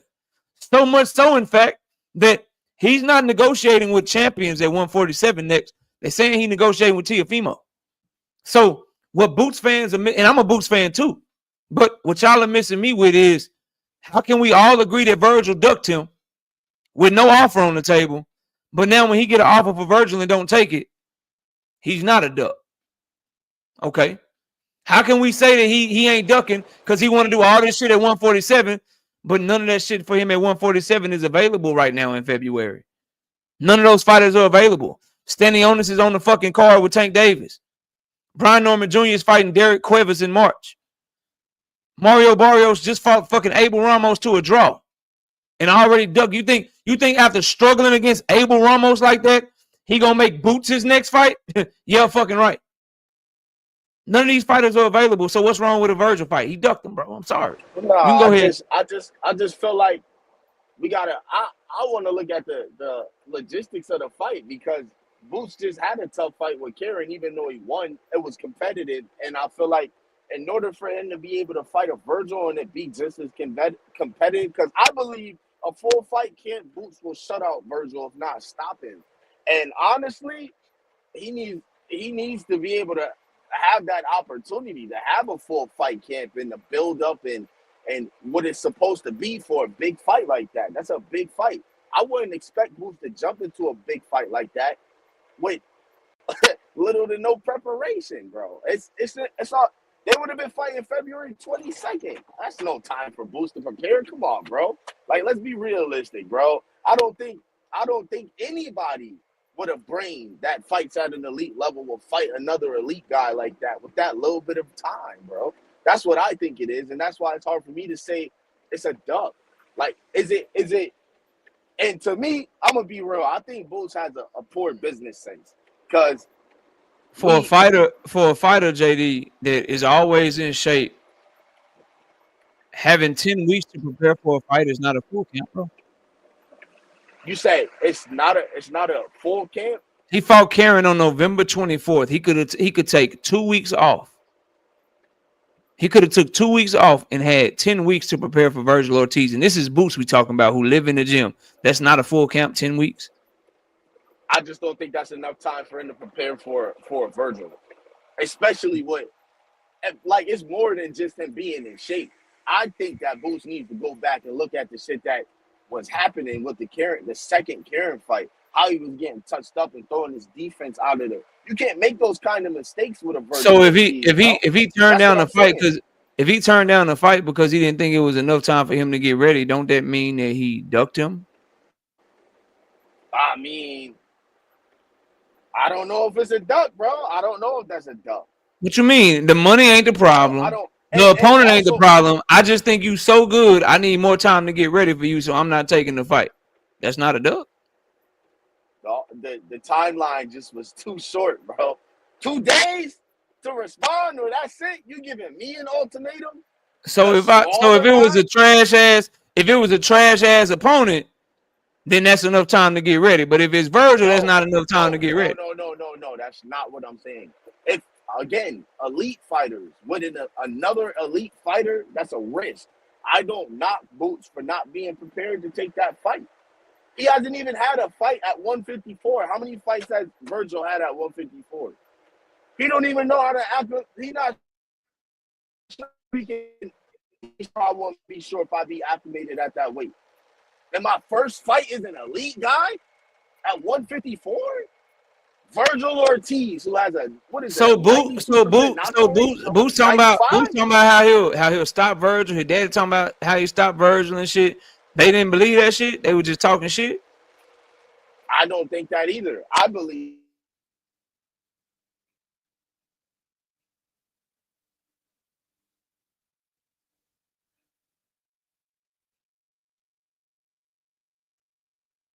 Hello? Is this me? Can y'all still hear me? Or is that him? Y'all let me know if y'all can still hear me.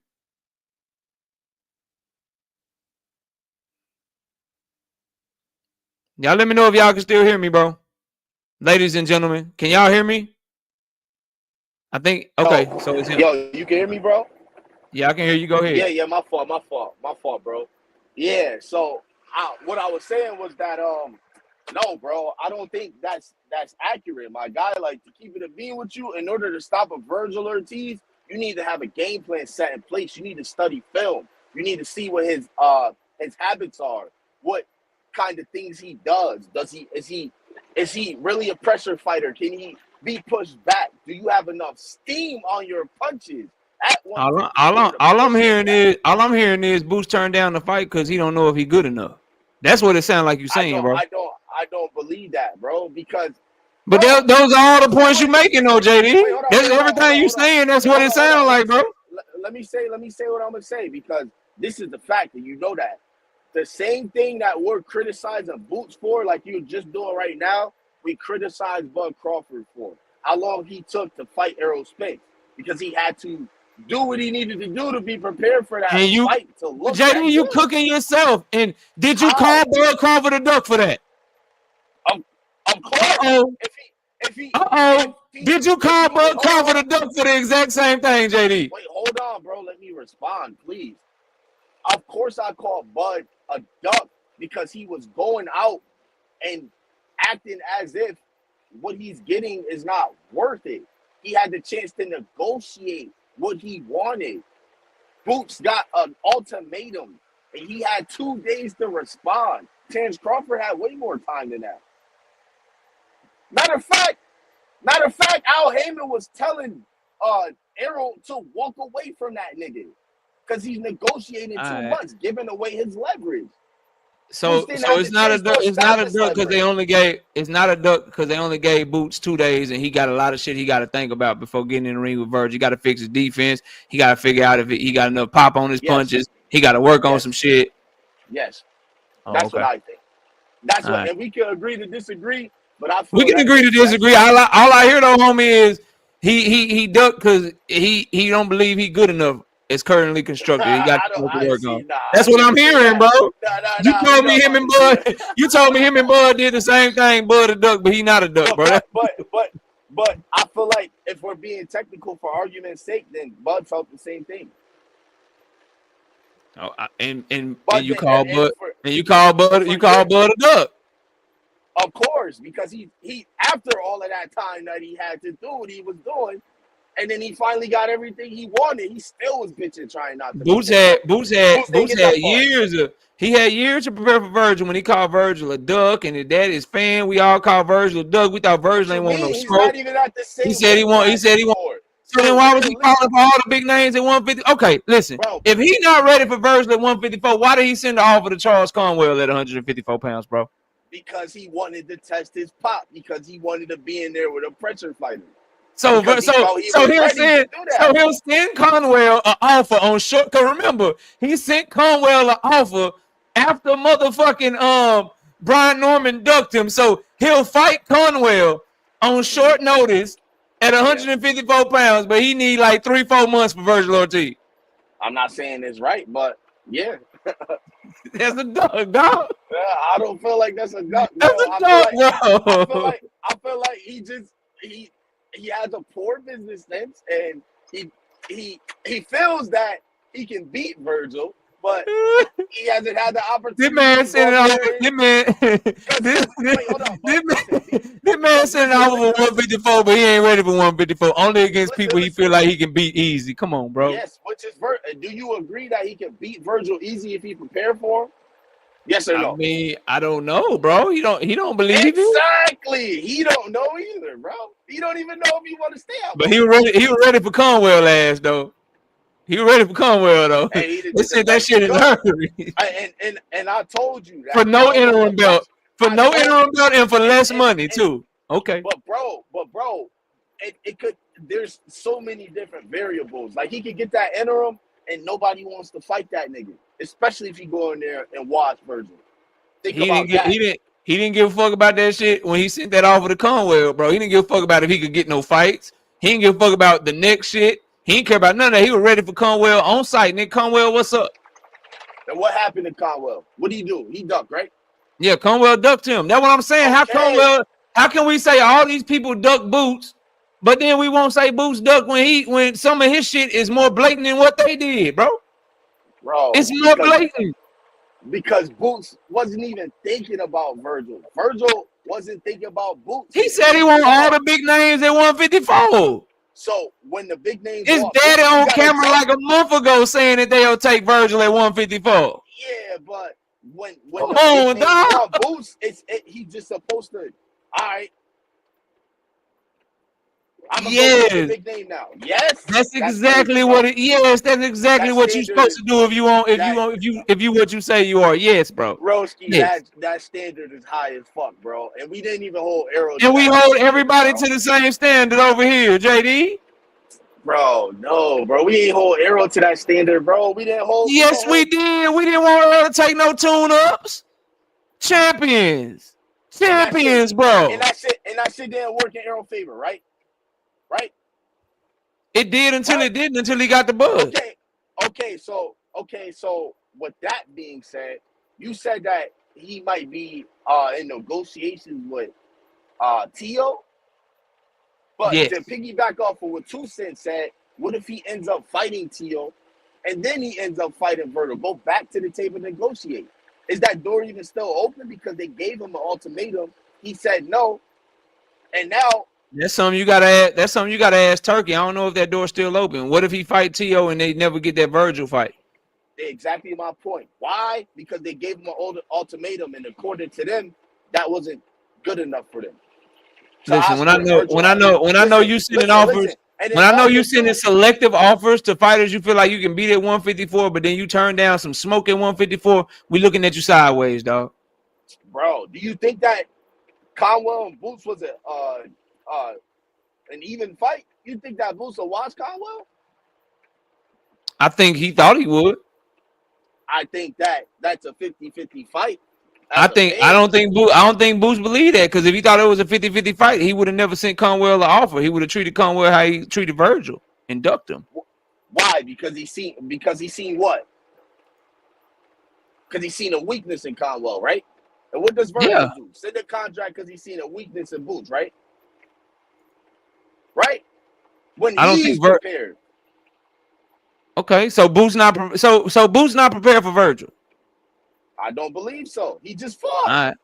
And it was a shaky performance, even though super Boots, switching stances, best fight in the world, pound for pound. I want all the smoke. I watch everybody. He not ready for Virgil, who just like we acting like Virgil coming off a good performance. Like Virgil just didn't have a tough time with Bahacek, bro.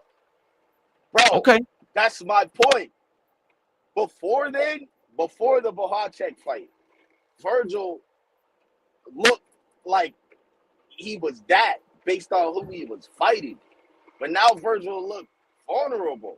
And in my mind, what I think... So Virgil looked vulnerable, but he signed the contract to fight Boots, even though he looked vulnerable. Boots looked vulnerable, and he don't sign the contract to fight Virgil. But before he looked vulnerable, he wanted all the smoke with Conwell, and he was sending offers to Conwell. Come on, bro. Agreed. Yep. That's exactly what I believe. Come on, bro. If I gotta die on this hill, fuck it. It is what it is. Yeah. That's an L, bro. That's a major L. I love you. I love you, dog, but that's a major L. But I don't believe it's a duck, bro. You can't All just right, expect me man. to take some shit when you feel that I take this shit now. All right, Because bro. I'm ready to fight now. Okay. All right. I Listen, wasn't ready man. before, but now I'm ready. And I don't give a fuck if you're ready or not. Take this shit, and if you don't in 2 days, I'm gonna make you look like a fucking duck to the boxing world. All right, bro. Hey, panel open, man. Panel open. Y'all can come on up here and kick it with us, man. Shout out to John Wick with the 2-piece in the super chat. Says Roach fight is here because Loma and Kerr duck smoke. 100% agree. Mike Larry with the 5-piece. Mike Larry. Who? Mike Larry with the 5-piece. No biscuit in super chat. Madrimal versus Ortiz. Who you got winning? I'm slightly favoring Madrimal in that fight, bro. I think his footwork gonna be a problem for Ortiz, and Ortiz might be falling for some of them angles, and Madrimal can crack. If he can keep his stamina up, Madrimal might give him some hell, bro. Give him some problems. Shout out to Sunny Day with the 2-piece in the super chat. Sounds like you don't believe in boots, JD. Damn. Who the fuck said that? Sunny Day says you don't believe in them, bro. Sunny Day. Say you don't believe. I don't even know who the fuck that is, but to keep it. That's one of the homies in the chat. He cool. He just talking. I feel like I said, you can't put me in a position where you feel you ready to fight now. When I was ready to fight, it was okay because you wasn't ready to fight. Now I'm a duck because you did the same shit that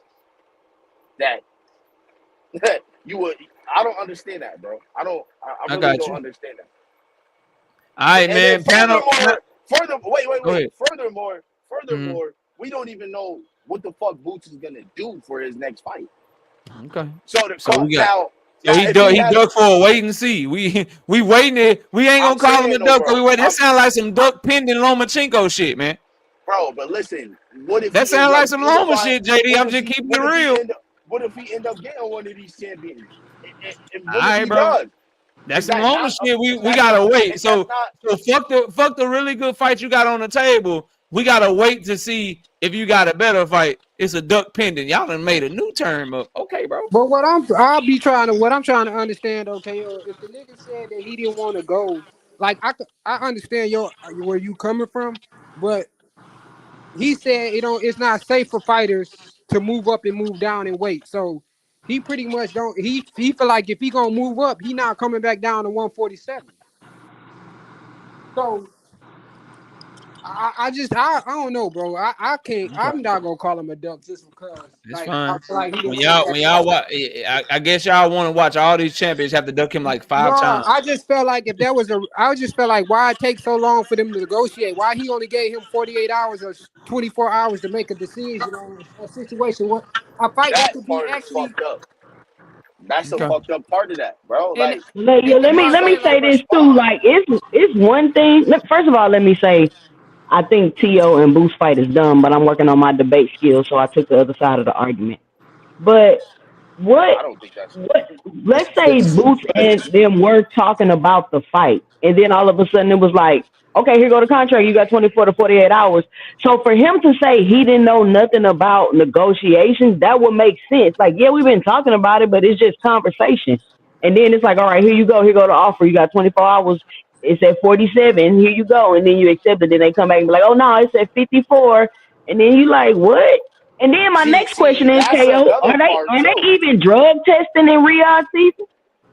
I don't know about the drug testing, but I know Boo said that they wouldn't even that 147 shit was a lie, because he wouldn't even try to do that because Virgil can't make the weight. So he let it be known it was always 154. So and I feel like so why did Eddie say that?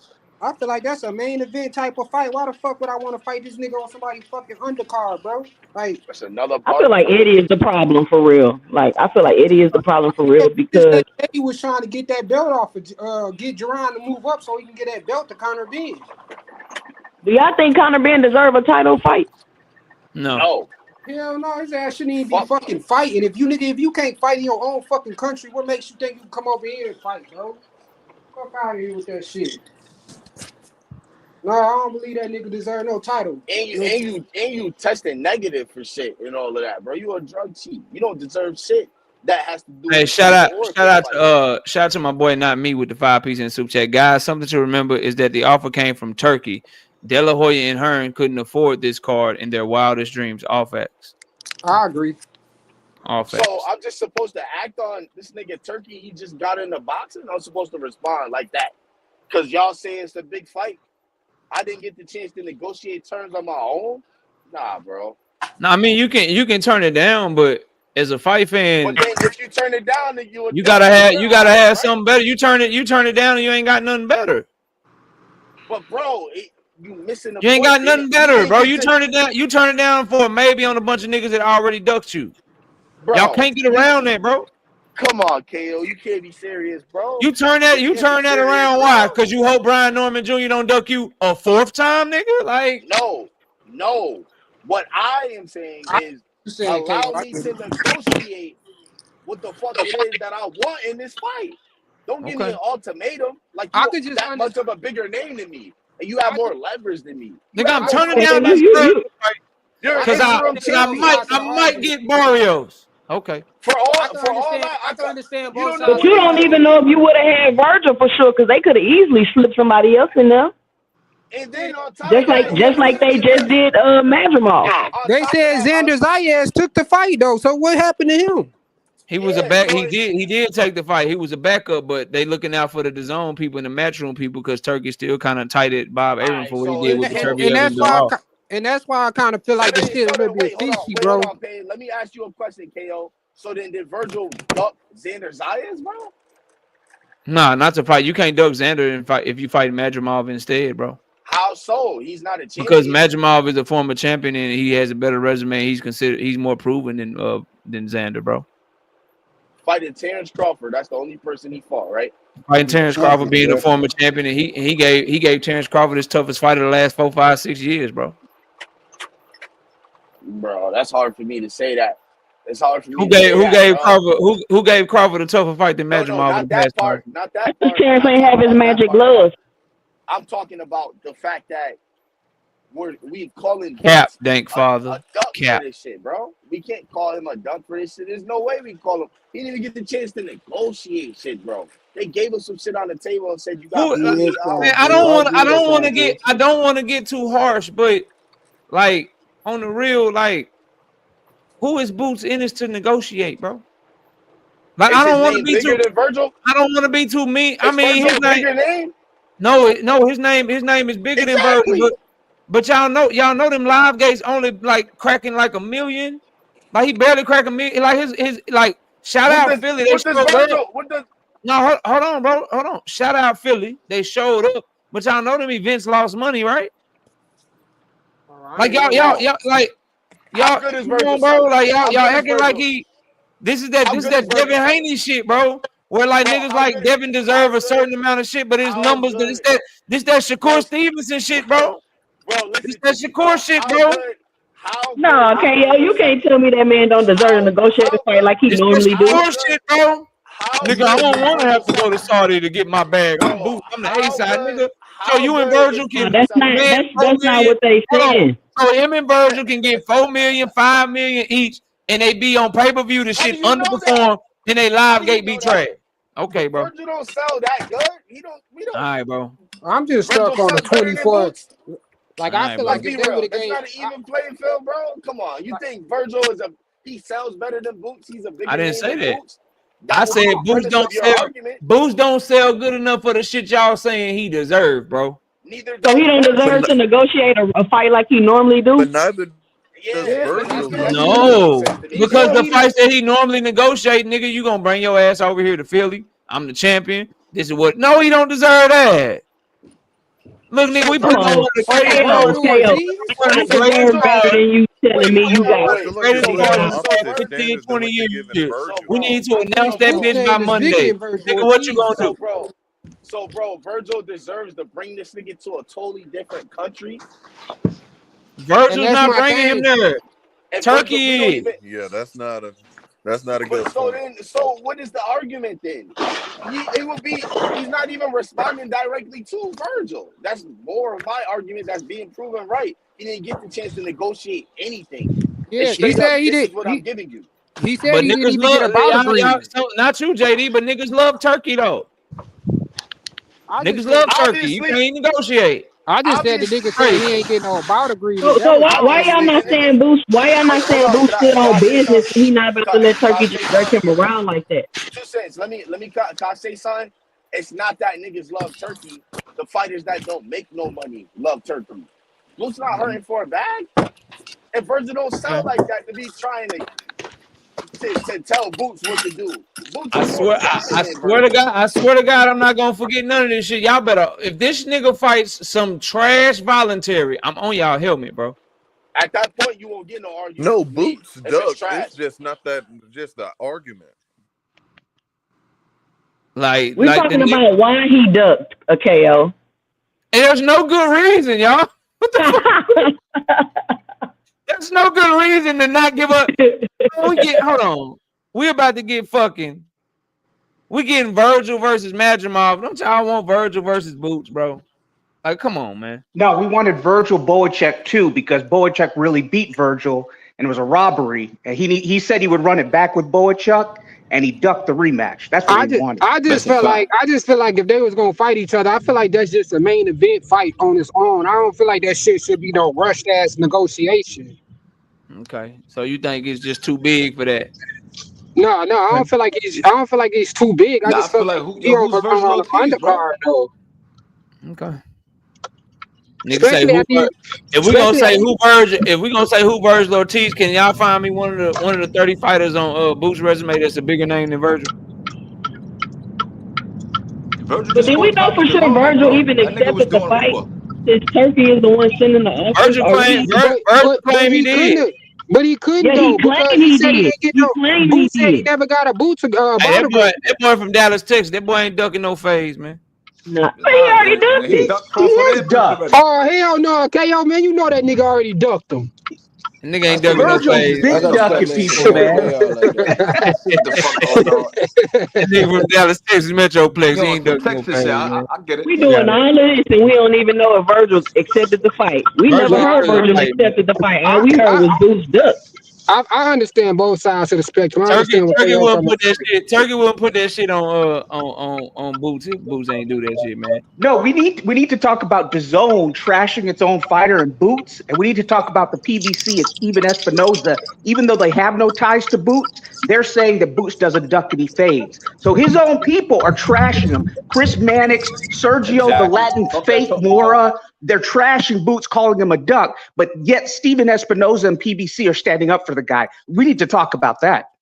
Go ahead. That's a good topic. Oh, Talk bring about that Eddie smoke. Come Hearn. on, bring that smoke. Let's talk Go about ahead Eddie and Hearn's talk about it. disrespecting Hackett, saying he ain't the real deal, he ain't the goods. Let's talk about Eddie Hearn fighters losing. People talking about how great of a promoter he is. I don't understand that. We Yo, can bro, talk y'all about can hear that. me? We can talk about that Y'all can too. hear me? I know. I think it, but to what Kamal said, I think that's smart because I think Boots probably got one, maybe two fights left with Eddie. So I think they're trying to get him back over there. And It's a smart move by Boo's them. about to leave, bro. That's why they acting like that. That's why they Bro, so doing all this y'all funny so underhanded tactics. They so know he going back to TBC. That's my opinion at least. y'all can hear me? Y'all can hear me good, Yeah, right? we can hear you. Yeah, Yep. my fault. I don't know what the fuck going on with my shit. But yo, bro, listen. Are you seriously telling me that Virgil sells just as good as Boots, or if That's not not what better? I said, bro. Is there not a reason for Man, Boots to be Virgil able ain't to he ain't all that, negotiate? man. Like it's not good. Not to say that he doesn't sell, or What I'm does telling, he does he what have I'm that telling much? y'all is, what I'm telling y'all is, Does when he you have turn that down a much fight, merit? when you turn down a fight against a fighter that you've been tied to for 4-5 years, a fight that's for your generation, basically, that can catapult you to prove that you are everything that your fans say you are. This is the one fight where you win this shit, the world is your oyster. It's bigger than just a belt. It's big like you win this fight, you announce yourself to casuals, you announce yourself to boxing for sure. Like can't nobody doubt you no more. That hype job shit, all the negative shit people say about him is out the window. When you get that So then, opportunity, and KO, you hold why on, wouldn't hold on, you? Disagree. bro, hold on. When All you right, go get that ahead, go ahead. opportunity, and you turn it down, it better be because you got something better. That's it. Cause And if it's not KO, nothing, if it's not anything better, it's gonna be because these opportunities, bro. You're not like here's the issue that y'all like. I think Boost fans are skipping over, bro. We're not talking about this shit without context, right? We're not talking about this shit in a vacuum. We got to all understand we're talking about a fighter that has been blatantly ducked. We're talking about a fighter who has had trouble securing big name fights. So when you're in that position, when you finally get one, you got to jump on that shit because you had such trouble getting it in the past, and you never know when it's going to come back. Secure either, though. That's not what we're not saying. That this fight wasn't secure either, though. Obviously, the way he was able to switch opponents around, and he had this person sign this, and then this wasn't secure either. If we honest. But has Virgil? Has he made 154? Because if Boots would have signed, then there is no Madrimov. Virgil has not made 154. Correct me if I'm wrong. He's fought at a catch weight above 154. He made it versus Bochuk though, bro. Oh, he did. Yeah, he did. And then if Boots would be Virgil, that's how he got the interim. Come on, that's how he got Virgil lost his last fight. I mean, Virgil got knocked down. He lost his last fight. He ain't that good. They would do that if Boots would have beat him. It wouldn't have been Boots is who they is. You know they would have given credit. I mean, of course, there's gonna be exceptions, right? You're gonna have people. You're gonna have people that hate Jerome Boots Ennis no matter what. But for those of us that are reasonable, for those of us that are fair and that try to give people the credit even when we don't like them, even if you're not a Boots fan, if he would have went in that bitch and watched Virgil, the vast majority of people will be singing his praises and giving him credit. Y'all gotta understand, like he doesn't get fights, y'all. You gotta go with. I feel like I'm not even a Boots fan like that, but I feel like they're trying to smear him. Let me get this out. You gotta go with what analytically. You gotta go with what your common sense and your logic and your analytical brain tells you, and that is if he's had trouble securing fights in the past, more than likely he's probably gonna have trouble securing fights in the future unless something changes. What needs to change? Become a superstar. Become a bigger name. Get more leverage by collecting some more belts, maybe even if they're secondary belts, so you can get mandatories called, so you can put people in a position to either lose their belt or fight you. Those are the ways you get fights in boxing. You got to be a big ass name. Why you saying that, KO? Hold on, bro. Why you saying that? Then he needs to fight and he needs to be able to negotiate that. Why can't he negotiate in the MGM? Hold on, fam. So you either got to be a big name, you got to have some belts so you can have some leverage, or you got to take a chance and you got to bet on yourself. That's the position that he's in. He's not a big name, so he can't draw people to where he's doing $20 million live gates. He's fighting on pay-per-view, so people got to fight him because his name come up so much like a Tank Davis or Canelo Alvarez. So we got to X that out. You got to have a belt. He got the IBF belt. That shit still ain't been able to get nobody at 147 to fight him to this day. So what's that doing for him? You got to do something different, bro. He's doing the same shit over and over and over and over again and expecting different results. And his fans are too. Now, you got to put it in the proper context, KO. You got to put it in the proper context because he got the IBF and everybody was trashing Daryl Peoples. And I saluted Daryl Peoples because he stripped Canelo and he stripped Crawford. But then he was not going to get those PBC guys. He wasn't going to get Stanionis or Barrios because those guys didn't get elevated to full champions until Crawford finally dropped the belts.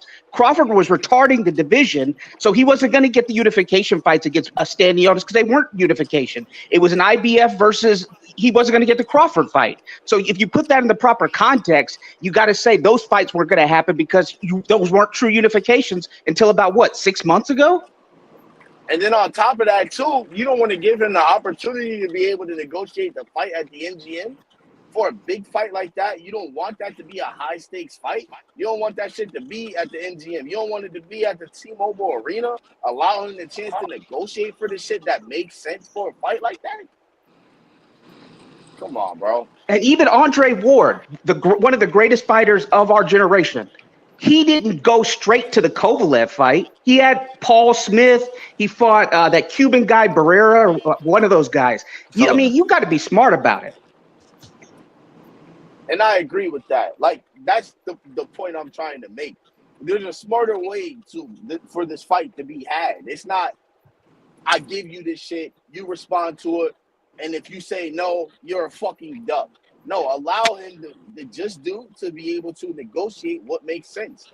And Eddie Hearn, to me, is the worst promoter for him to have signed to. Because Eddie Hearn puts his fighters in these fucked up situations like this consistently. Really, I feel like this has a lot to do with Eddie, Oscar, and Turkey in cahoots, and nothing to do with the fighters, to be completely honest.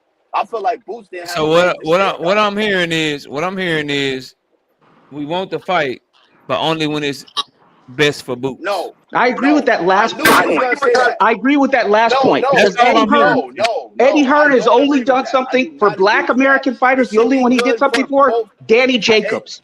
it He needs to be hasn't good for promoted both anybody fighters. else well except for Danny Jacobs, who got him big fights. Andre, he didn't get big fights. Kevin Farmer, he didn't get big fights. Michael Hunter, he didn't get big fights. I wanted Boost to stay with Steven Espinoza and then wait for those belts to be freed up on the PBC side. But Eddie Hearn has not done anything for American fighters not named Danny Jacobs. That is a fact. Bro, listen. What The about They biggest need to Matt? thing is turn that it needs to Matchroom be. Promotions to Fever Promotions. It Y'all are needs to saying, be. everything It that y'all needs are to be saying, fair for both everything fighters, that y'all bro. are saying to That's it. me is a bunch of hope. We could have had the fight. No.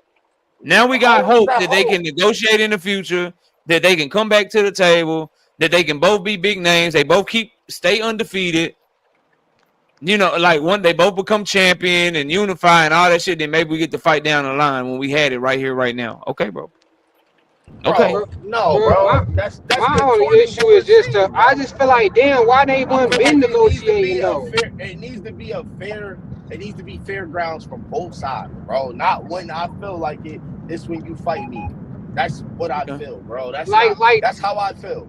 It needs to like Has be a my fair Black man from both Jay. American sides. fighter won in Saudi? No, No, it no. hasn't been.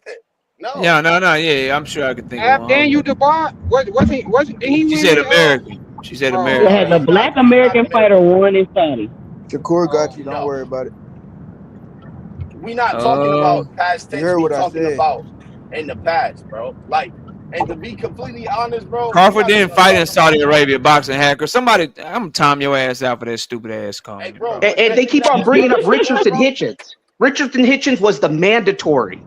Eddie had no impotence in helping Richardson Hitchens. That was an IBF mandatory fight. So don't give me Eddie helped Richardson Hitchens because And we he know didn't the even fight IBF will in strip your Saudi, ass. bro. He fought in Puerto I'm Rico. timing out Luca. I'm Okay, timing he out didn't Luca even too. Yeah. Rico. He didn't And even I fight don't in try to Saudi, bro. don't try to retract that shit, Sunny Day. I saw that shit. You try to retract your message. Now you said that bullshit too. You get 10 seconds too, bro. Hey, listen, bro. Oh y'all get 10 seconds, bro. All I'm trying to say is, give that young man the just due that he's supposed to get in order for him to be able to negotiate the terms correctly. You know what I'm saying? Not just throw some shit at him and say, yo, you respond to this shit, bro, because we know you won't. It don't need to be, this is the right time for us to send a contract to Boots because he looks the most vulnerable. Like, I know for a fact, them niggas, Virgil, Oscar, Robert Garcia, they do not believe they'll beat a focused, good Boots. I don't believe that they'll beat, I don't believe that they believe that they'll beat him. They want to catch him slipping. Boost don't believe Just like Boost don't believe he can beat Virgil Ortiz that lost to Bahacha. Yeah, KO petty. Like, if that's the case, Boost don't believe either, nigga. Like, he is very petty, but just like Shakur does not believe that he'll beat Gervonta Tate Davis and he want to stall him out. Just like Bud needed to catch Arrow at the but right the time only to one beat him. stalling is motherfucking Boots. Bro, what are you talking about? Did y'all get that Black American fighter name yet? Anybody in the chat? So Virgil didn't No, I don't stall think him they out did. twice. Wow, fuck that fighter, bro. Virgil didn't stall him out twice. No, he never. They never sent Virgil a real offer. Boots got paperwork. Wow. All I'm saying is, if Virgil ducked Boots with no paperwork, how the fuck Boots didn't duck Virgil with paperwork, bro? Shit don't make sense to me, dog. Like, how you agree Virgil ducked Boots with the way his comments, what his team said, what his trainer said, the 48 months comment? Yes, that is a duck. But how the fuck can we say that is a duck with no paperwork? It ain't like he ducked the offer that Boots sent him. It ain't like somebody put up money for the fight, but we still call that a fight. But this is not a duck. That shit's crazy.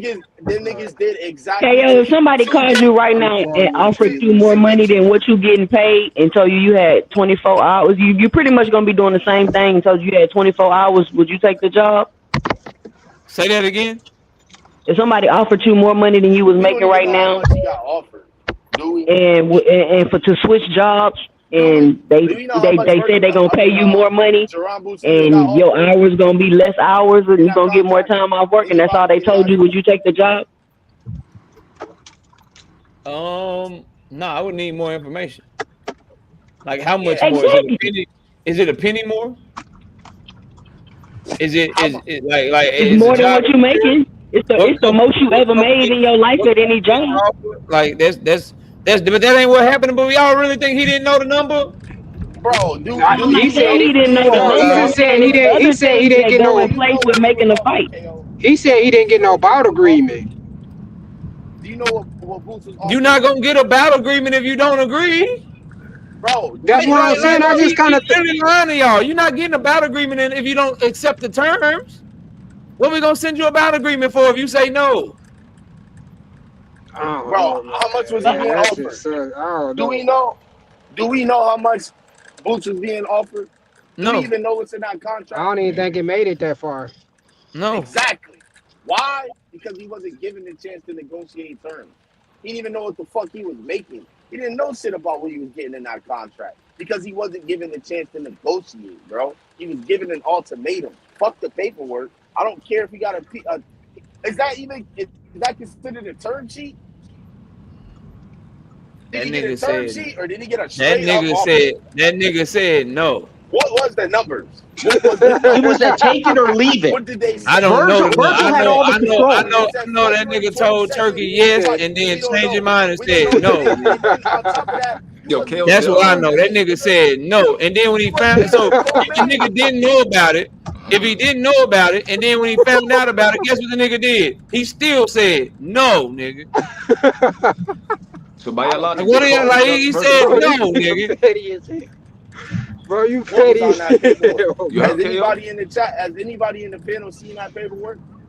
No, we haven't. No, we have not. So it's the Crawford duck version. We didn't see the. Did we see any Brian Norman Jr. paperwork? Obviously, no, we didn't. See what the fuck? Obviously, Boots didn't even know what the fuck. Now, when it's people favor, we always need more shit. We always need more shit. When it's Boots, niggas gotta be Sherlock Holmes out this bitch. No. God damn, bro. That is not what I'm saying, KO. Stop misconstruing my words, KO. Come on, bro. Let's don't be disingenuous, bro. Not even the old Matlock, the new Matlock, the lady Matlock. That nigga funny come on, KO. Stop it, bro. Boots will be fine. If Boots has one more fight with Matchroom, then he goes back to the PBC. Now that Stanionis and Barrios are full champions, the PBC will make those unifications. What you guys don't understand is they weren't going to make those fights because Boots was the only champion. You couldn't unify with secondary champions. They tried to make those fights. They wouldn't sign. That's why he had to leave in the first place. No, they were not full champions, is what I'm telling you. So they wouldn't have been unification. So now they got more to lose, and they'll fight them now. Okay. Yes, they will because they're full champions. Those are unifications. Mario's gonna fight Boots coming out what Abel Ramos did to him. Okay. PBC will make Barrios, they'll make Stanionis, and they will make Boots. And they will have 3 of the 4. And then they can determine, Boots will determine if he'll fight Brian Norman Jr. or if he'll make the same mistake that I don't know if they're going to do that, though. I don't know if they're going to do that without Boots being signed to them. Fights already, and Boots had to leave because them niggas didn't want no smoke.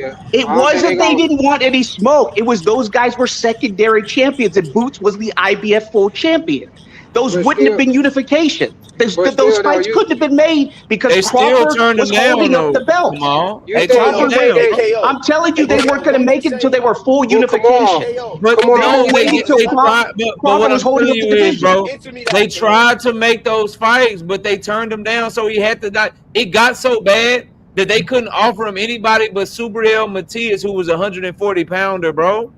They were waiting till those guys became full champions because Crawford was retarding the division. But this the thing though. This the thing though, bro. I highly doubt that they gonna do that, especially without Boots being signed to them, bro. I don't think they doing it. KO, don't you say that belts are leverage? Isn't that what you say? For fighters that ain't got a big name, yeah. All right, cool. So that's what you say, right? All right, so don't you say that WBC or interim titles are not real belts? No, it's not a real belt. It's still leverage though, because it So can put you then in position to get the real belt. you're making an argument that Boots is moving up to fight Virgil for that interim title, and it's supposed to hold leverage, but just a couple months ago, interim titles are Mickey Mouse belts, bro. Them shit's not real belts. I don't understand. That nigga's a two-time, two-division interim champion. No, hold on a second. So the belt is important because it makes you the mandatory for the real belt. Now the champion has to fight you or duck you. On top of you being a champion in the IBF at 147. What did that do for David Benavidez? David Benavidez had that same belt. It made Canelo duck him. But the guys that we're talking about at 154, they don't have the name of Canelo to where the sanctioning bodies are still gonna let them keep the belts and shit. Fundora ain't got Canelo's name. They don't have his name, bro. You say what? Say it again. I said Fundora's Mexican, bro. He got that WBC belt. You're saying that Virgil has that type of name for Boots to be ducking him, and he hasn't even gotten that far to negotiate with this nigga. I ain't gonna lie, Virgil ain't shit, bro. All I know is they both got offers, bro. They both got some paperwork from Turkey. Virgil was ready to go. Boots wasn't. Bro. But Boots probably just wasn't. Turkey said Boots gave him his word and then changed his mind. Boots ain't called Turkey out and say Turkey was lying. Bro, Boots didn't even get the chance for a leg to stand on, bro. That's what you're not understanding, bro. Turkey field play. Turkey field play. That far. He got an ultimatum. Turkey field play, bro. I can understand both aspects, bro. Turkey literally told Mario Hawani that Boots gave him his word that he will fight Virgil at 154 and then change his mind. And Boots ain't said shit. So my thing is this though. He also said that Crawford pulled out too. I get that point, KO. But why they didn't negotiate as soon as Boots got done fighting?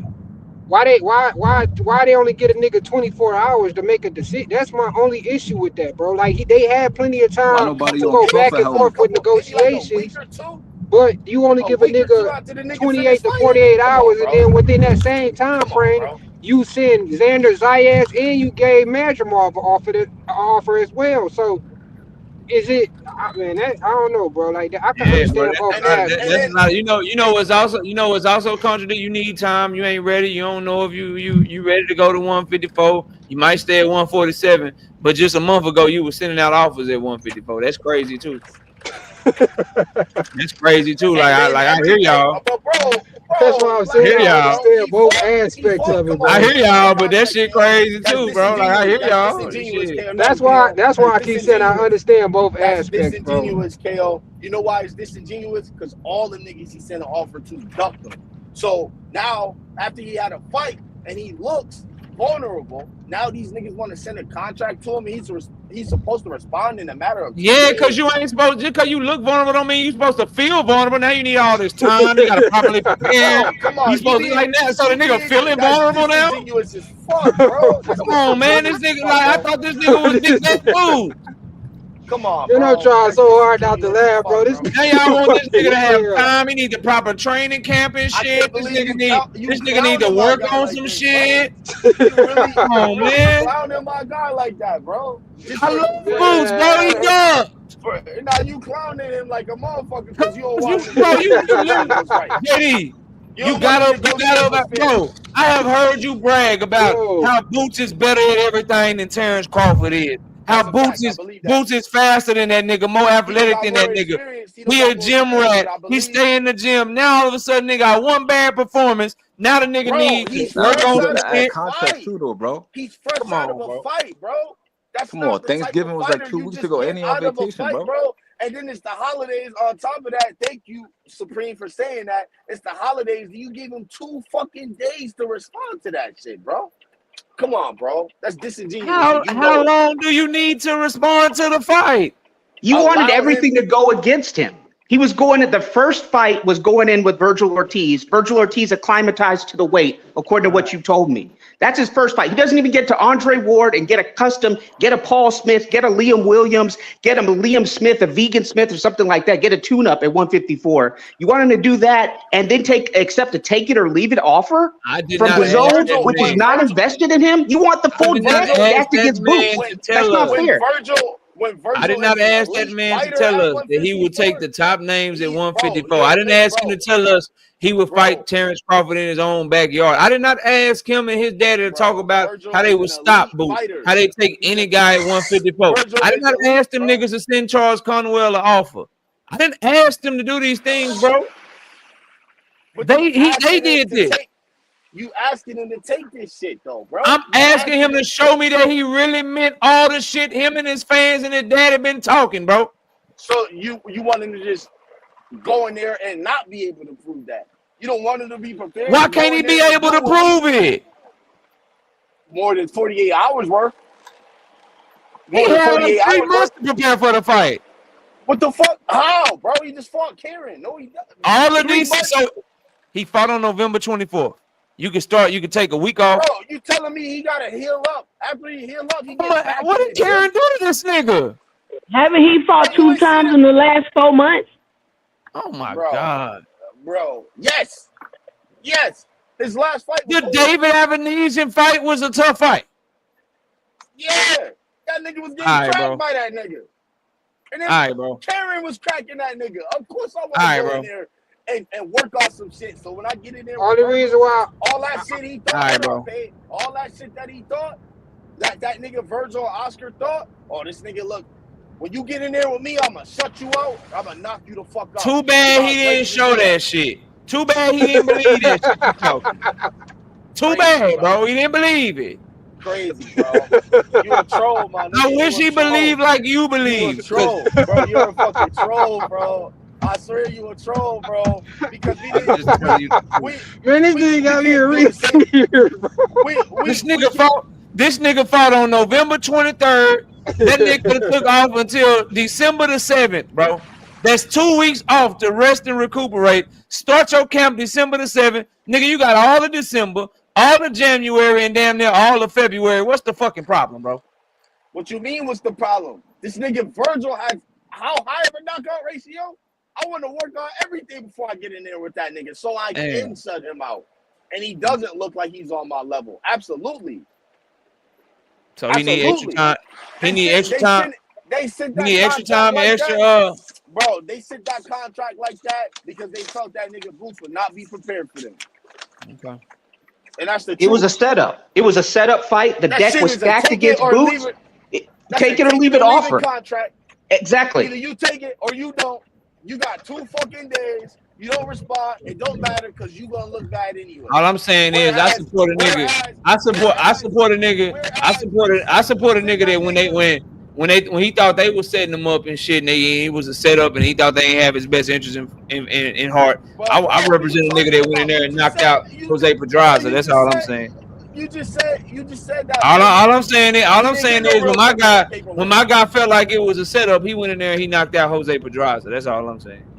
He ain't do it across the world, though. That's all I'm saying. That's all I'm saying. Like that would be saying that you think Boots is on the level of a Tank Davis. Do you believe that? I mean, that's how niggas talk about him. Man, that nigga. All right, y'all be smooth. I'm out, man. All right, take it easy, bro. Boots just needs his last fight. Just fight a Blair Cobb or Speedy Rashidi Ellis. Last fight with the zone, and then come back over to Amazon Prime and get those unifications. And I'm out. That's crazy. Instead of Virgil, Rashidi Ellis and fucking who'd he say? Blair Cobbs, bro. Blair Corn on the cob, bro. I don't know about no Blair Cobbs, but a Conwell would be definitely a Charles Conwell, a Bolachuk, a Madrimov, somebody that prepared me at 154 versus I'm gonna just throw this nigga at 154, and his first fight is one of the biggest punchers at the weight class. All right. Okay. Besides Charles Conwell, besides Bakra Murders Ali. Listen, I love y'all. It's 10. I love y'all. It's 10:30. It's 10:30. I gotta go. So y'all take it easy. Bro, you know I'm right. No, you're dead ass wrong, bro. You dead ass wrong. Whatever, bro. All right. Salute y'all. Salute my homie JD, man. Salute Terrence. KQ, I'm about to end the show, but what's up, man? What you got, bro? What's up? KQ, you there? KC. Okay, real fast. Yeah, I gotta go, so make it quick, man. Okay. What you got for us, bro? What's up? Okay, real fast. Okay. Okay, check this out. Now, Boost need to start all the way almost from the beginning because he's not like what everybody thought he was. That's what it is. All right. Now, can you say overhyped? Well, he was overhyped. When it comes to getting down to the nitty gritty, he chokes. All right. I told everybody this 2 years ago. That's all I got to say because we can continue this tomorrow morning at 11 o'clock. KQ will be live tomorrow at 11 a.m. KQ, I appreciate you hopping up. Y'all go check him out tomorrow. I'll be back live Wednesday. Salute to y'all, man. Everybody have a great evening. Salute Miss KO. Salute to everybody in the building. Thank y'all for the super chats. Those of you that was able to donate tonight. Everybody have a great night. I'll be back live Wednesday night. See y'all soon. Peace.